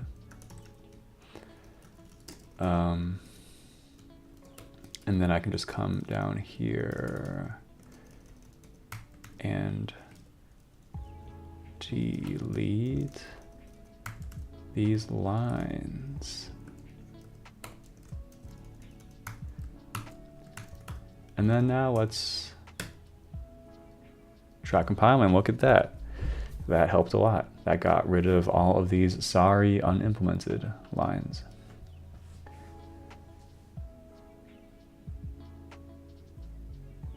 Oh, we got it. I just noticed Alara is in the Twitch chat. What's up, Alara? I have a problem with my headphones, so I can't hear you. Can you reply in chat? I will appreciate it. Do you play League of Legends? Is this your passion? No, I don't play LOL.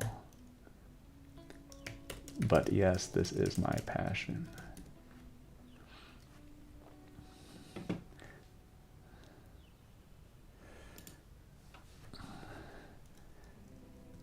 All right, so now we got just a couple of things. So console 278, narrowing conversion from int to uint8t.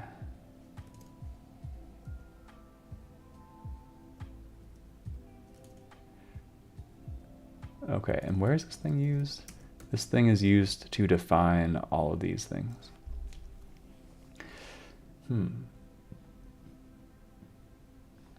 That's interesting. So all these character constants are integers.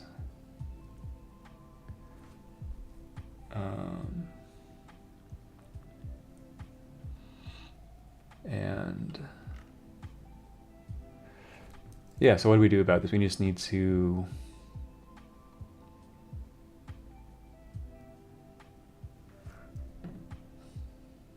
from int to uint8t. So what if we just cast this thing to uint8t?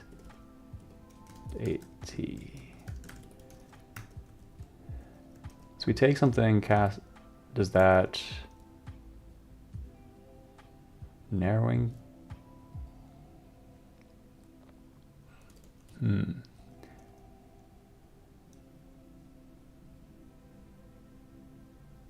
So Babu, sort of what I'm really working on is compiling the kernel with a C++ compiler. So I can use C++ in the kernel. And I am currently having some issues related to the console and the keyboard and stuff like this.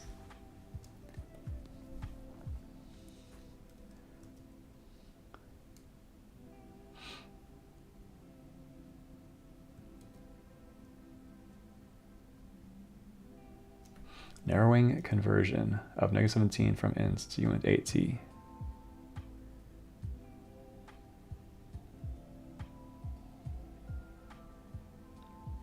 Oh, wait. Do I need to do that for, would this help? I'm a little bit lost.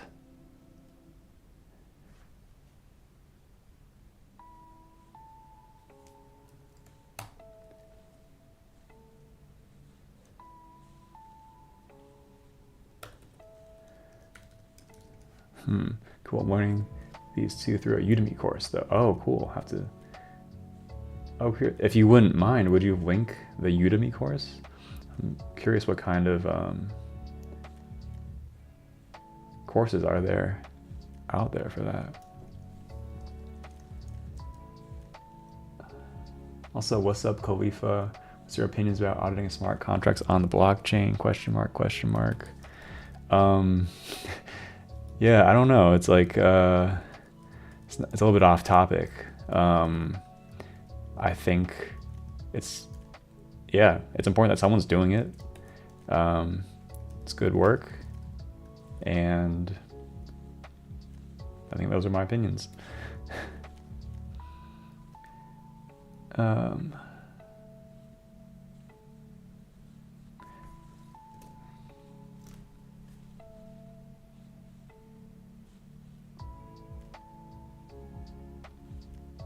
Of negative 17. Where is the negative 17 coming from?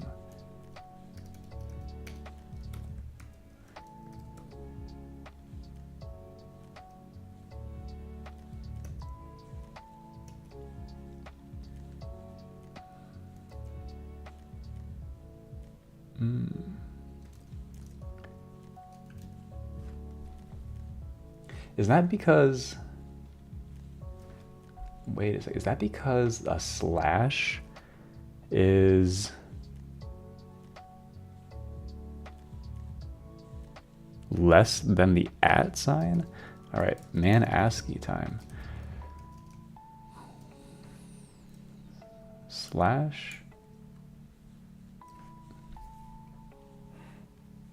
wouldn't make any sense. Where is the @ sign?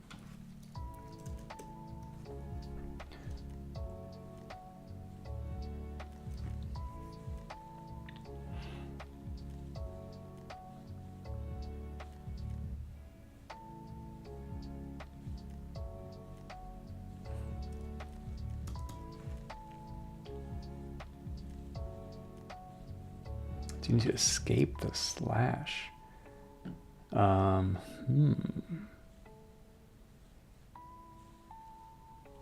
I don't think so. I'm actually, why am I not seeing an @ sign?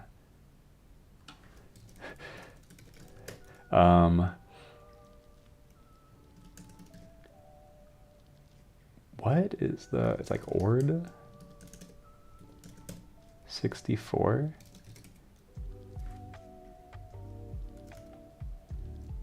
There it is. Okay. So what is going on? Yeah, so the slash is a lower number than the @ sign. Therefore, subtracting this minus this produces a negative number.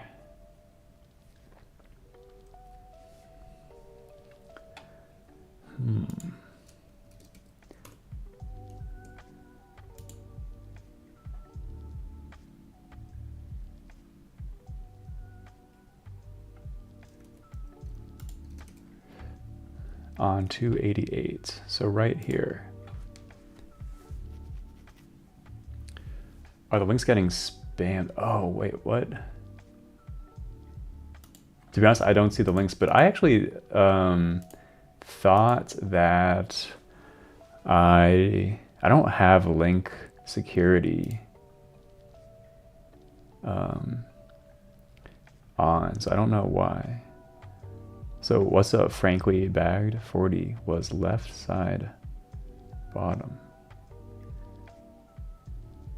Ah, okay. Yeah, thanks. This is what you're talking about. Over here, right. Thank you. Yeah, hex 40. Your chat doesn't like links. If you want, you could like break the link and stuff. I don't think I don't have link protection or something enabled.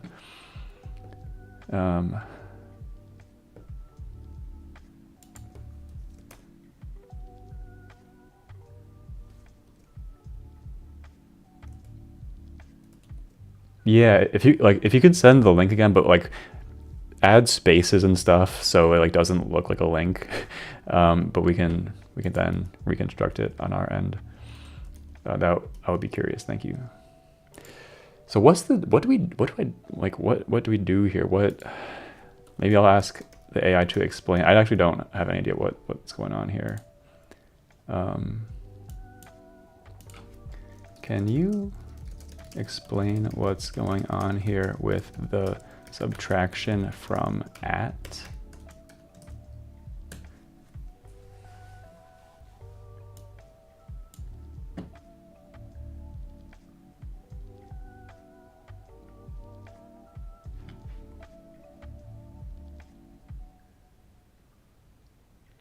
Control, control codes.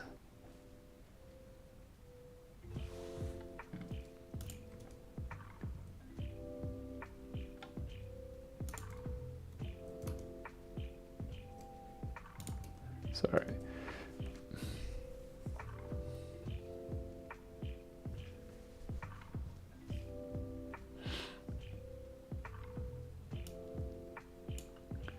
Control characters are generated by holding control and pressing letter key. Okay, so like control A is 1, huh?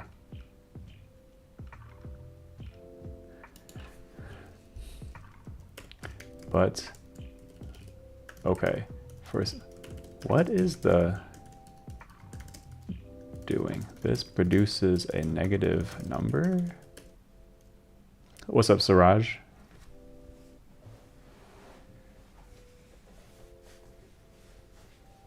Build a graphical operating system from scratch. Interesting.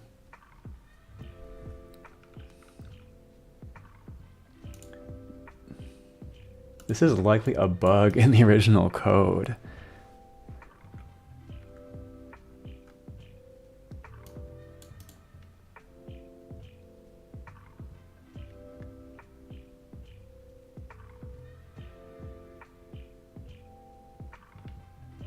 So check this out. This is like pretty interesting. This code was actually buggy, and the process of porting things to run with C++ exposed a bug, actually. I don't really know.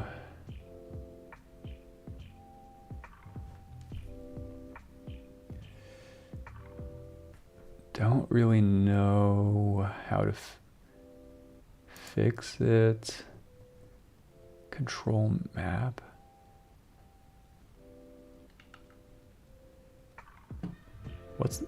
Like who knows what this is actually supposed to be?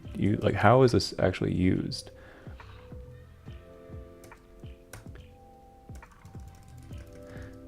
Not that it really matters. Wow.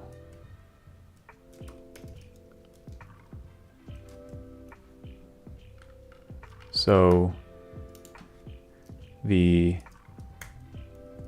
user is char code.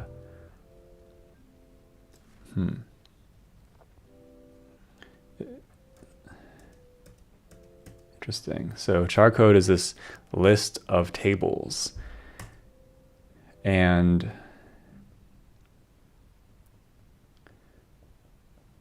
it sort of like indexes into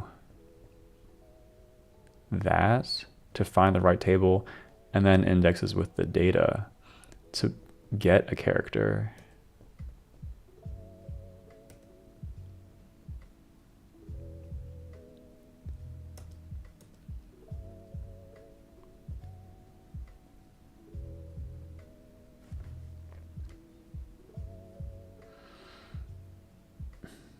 Cool, thanks for those links, Babu. All right, you know what? Just to make progress, I think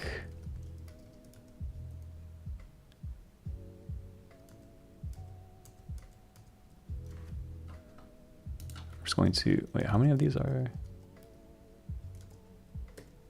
There's what? There's 2 of them. So I'm just gonna, truly, I have no idea. I'm just gonna replace them with a slash.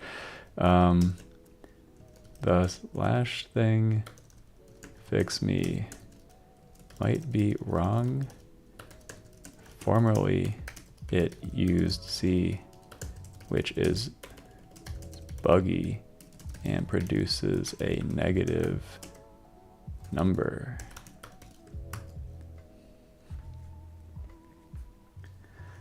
All right, so yeah, so I guess that happened. Let's keep going. Monitor. This is a little bit what I was scared of. I hope it's not going to be this just epically long slog. All right, what's the problem here? Okay, type comparison of integer expressions of different signedness, int and unsigned int. That's interesting. So array size is the division between 2 size ofs. And I guess that produces an unsigned int. And then here we are comparing it against a signed int. Just curious, how widely used is array size? Fairly widely, well, actually not really. I mean, actually not really, like, at all. And I think it's almost always being compared against ints. So what we can do is just cast the end result to an int. And that should take care of that.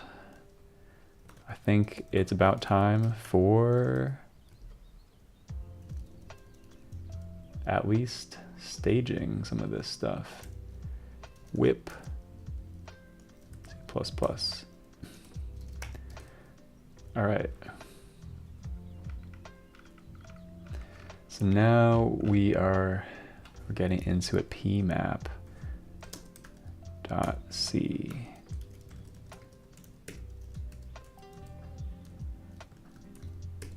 So this is a pretty legit file. Babu, no, I don't see any links, so I don't think you're spamming links. I unfortunately do not know why they are not making it through.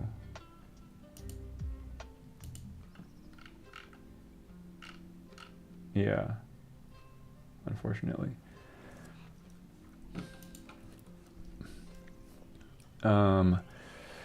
Okay, what's going on here? So 400.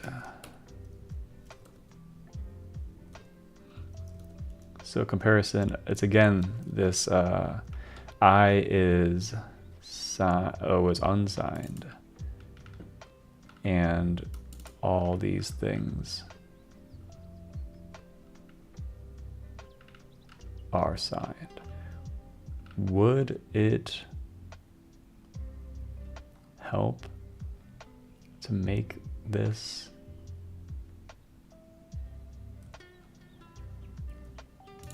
start frame index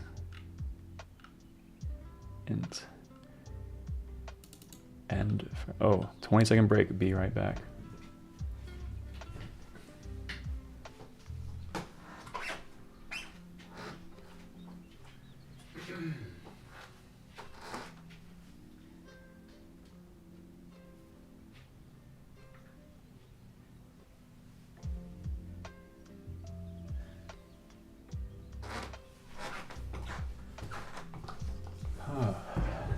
Yeah, so many compilation problems with virtual memory alone.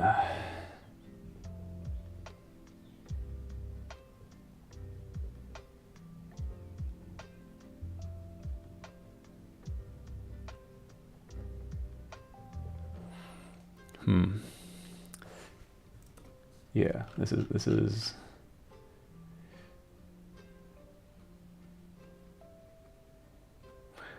wait a sec. Why are we, I mean, so this is like very noisy. It looks like a lot of issues.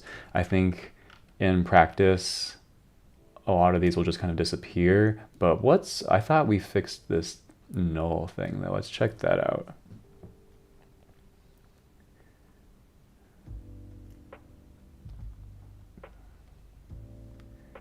Interesting how different this code is compared to XV6 with RISC-V. RISC-V is a lot simpler. Nice, that's good. Okay, what happened with types.h?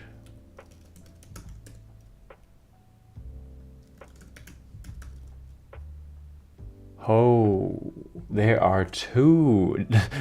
There are two null defines. TIL. I actually never really had a reason to understand like that part. So I guess we're coming back here, doing the same thing, null pointer. All right, so that's gonna at least take care of some of these problems. You know what, actually a bunch of these look kind of easy. So I'm going to start with the easy ones first. There are some switch statements that are in need of braces.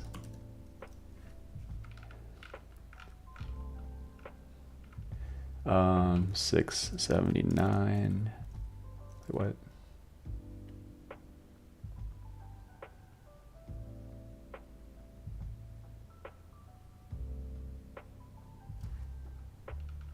Jump to label fail from here. Crosses initialization.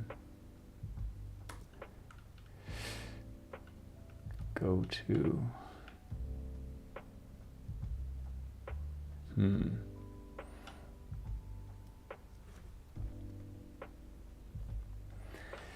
I don't know. Honestly, I do not know. That std.io thing is like kind of weird. But I think you're right. Yeah, these functions are user space functions, and it actually makes sense. Like this file is sort of part of the user space libc,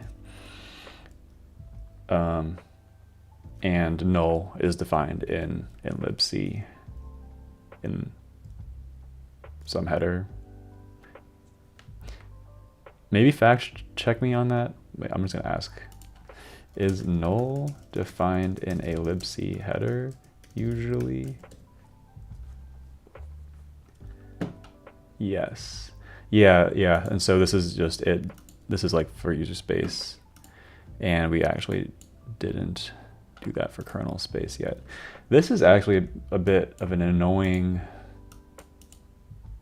warning that I've actually never seen before. Crosses initialization.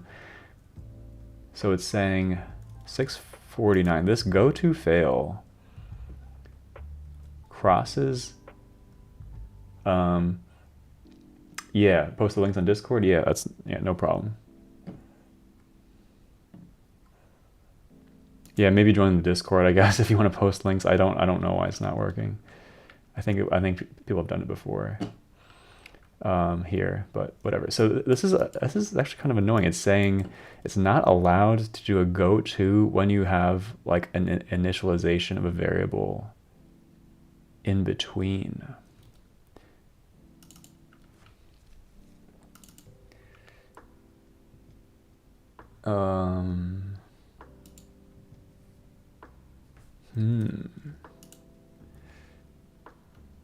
These are all kind of the same. I'm going to ask AI about this actually. So I've actually never seen that before. I'm curious about this. I have this error. Does it mean in C++ you cannot go to a label if you have a variable initialization in between.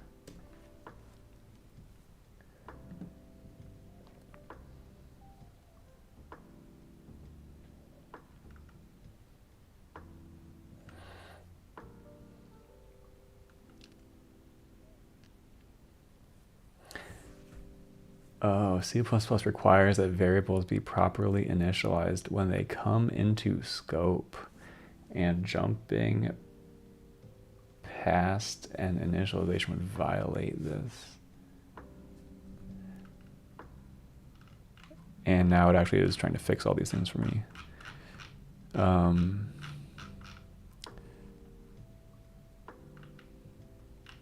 I mean, let's take a look.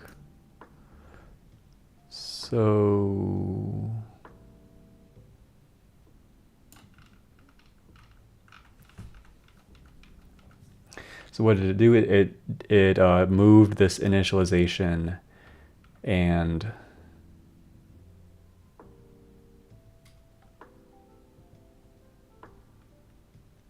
oh, interesting. It just it declared the variables and then it's just initializing them in a mutable way by mutating the original declarations, which I guess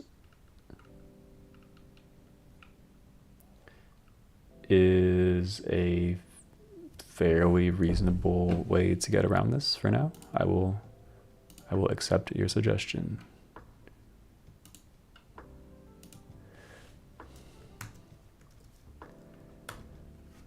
All right. We're making our way through this except for 7, 3.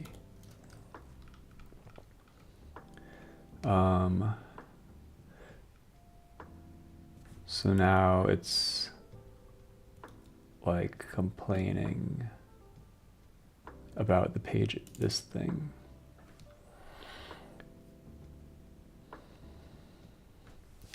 Sort of unfortunate. That is actually really unfortunate. Null pointer is undefined. Oh, because I didn't switch this file to C++ yet. There we go. One more time. Okay, so I guess like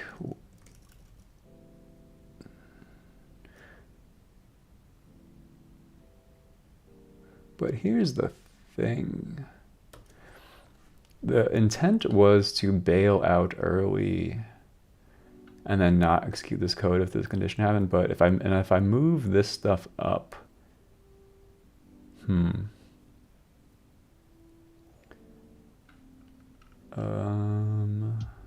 does that sound? So it's basically saying if the page table entry is not present, go to fail. Otherwise,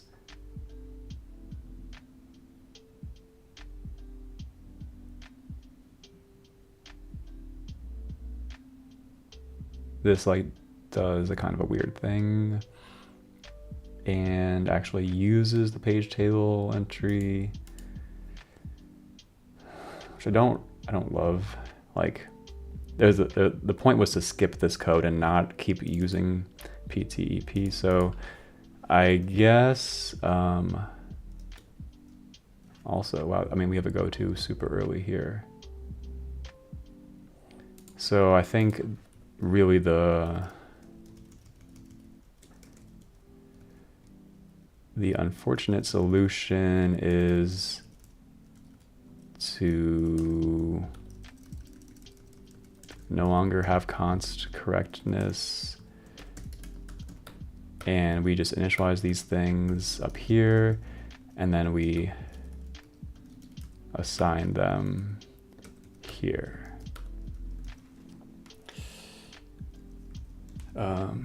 Which is sad, but that solves the problem.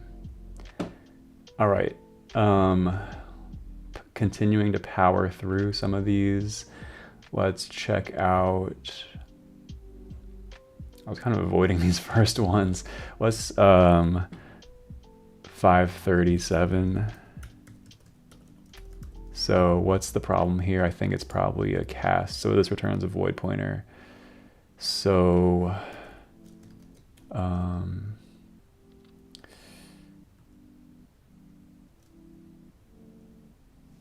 yeah, I'm just trying to think, was there any better way to do the cast? I guess static. I mean, I could use C style cast too.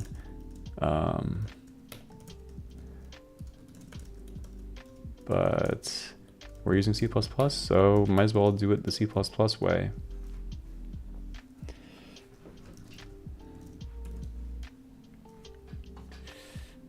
Okay. Couple. So basically any place that uses this needs to do it, which is kind of annoying.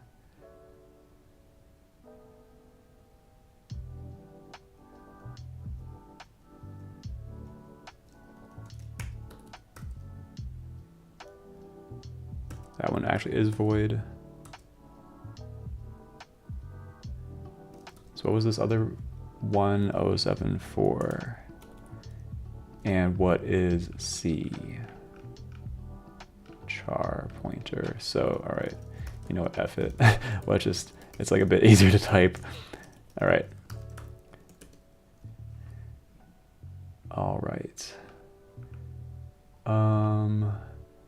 856.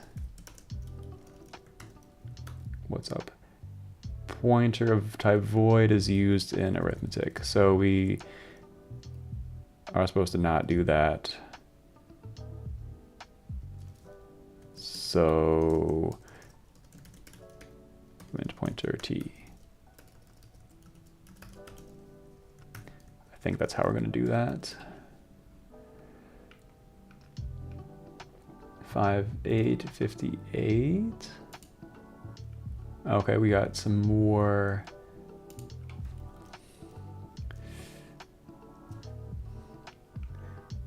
Legitimate question. What's the best way to do that? I mean, maybe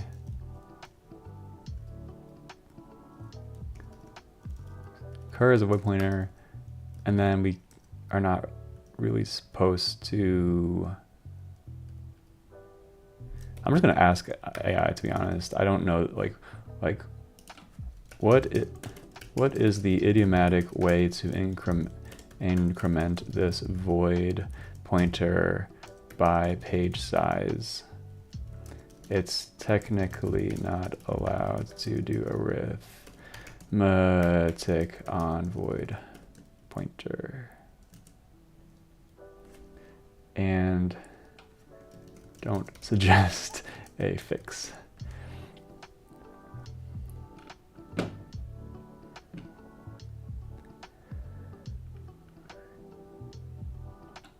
Yeah, okay.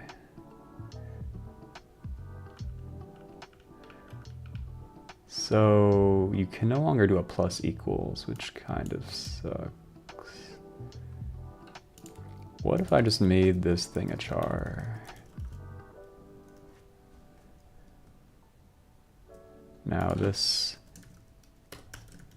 is complaining. And then now pager walk takes a void, so that's good. So let's try that. And I think that worked. All right. We're getting into these things. 1139. Comparing integer expressions of different assignedness, phys or t, and int. This thing returns a phys or t, and we are comparing it, which is an unsigned int, against an int. So what if I put a u here? Does that help the situation? That's 1139. I think that helped. Let's check out a few of these other.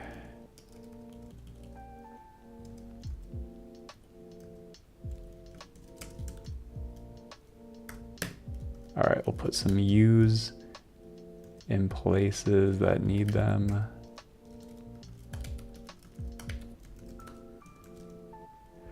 All right, we're trimming this thing down slowly but surely.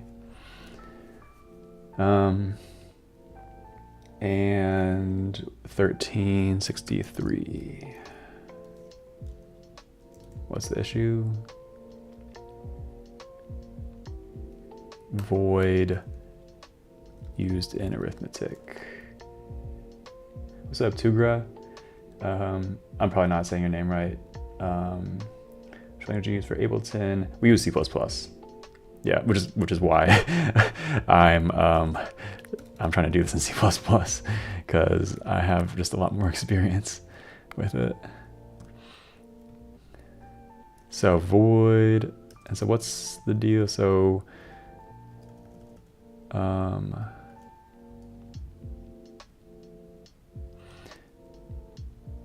yeah. Alternatively, I could just cast this to a char star, right? I'm being a bit inconsistent with how I'm handling this. Like, technically, cast to uint pointer t, do the arithmetic, cast back to void. That is pretty cumbersome. So just casting straight to char star is just a little bit less noisy.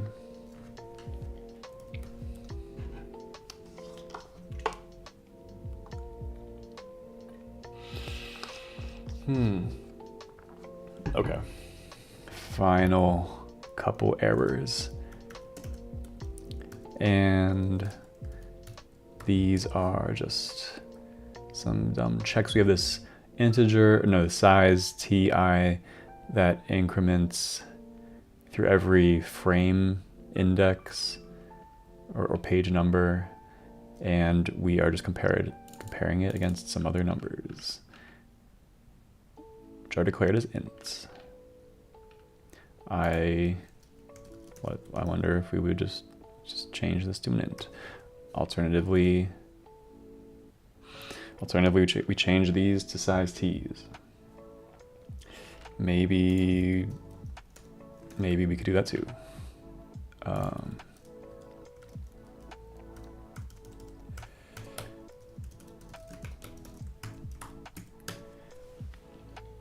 All right. Check that out. So we finished pmap.c, and now there are some more errors. But I think we'll have to do that next time. I think that's going to be it for today, y'all.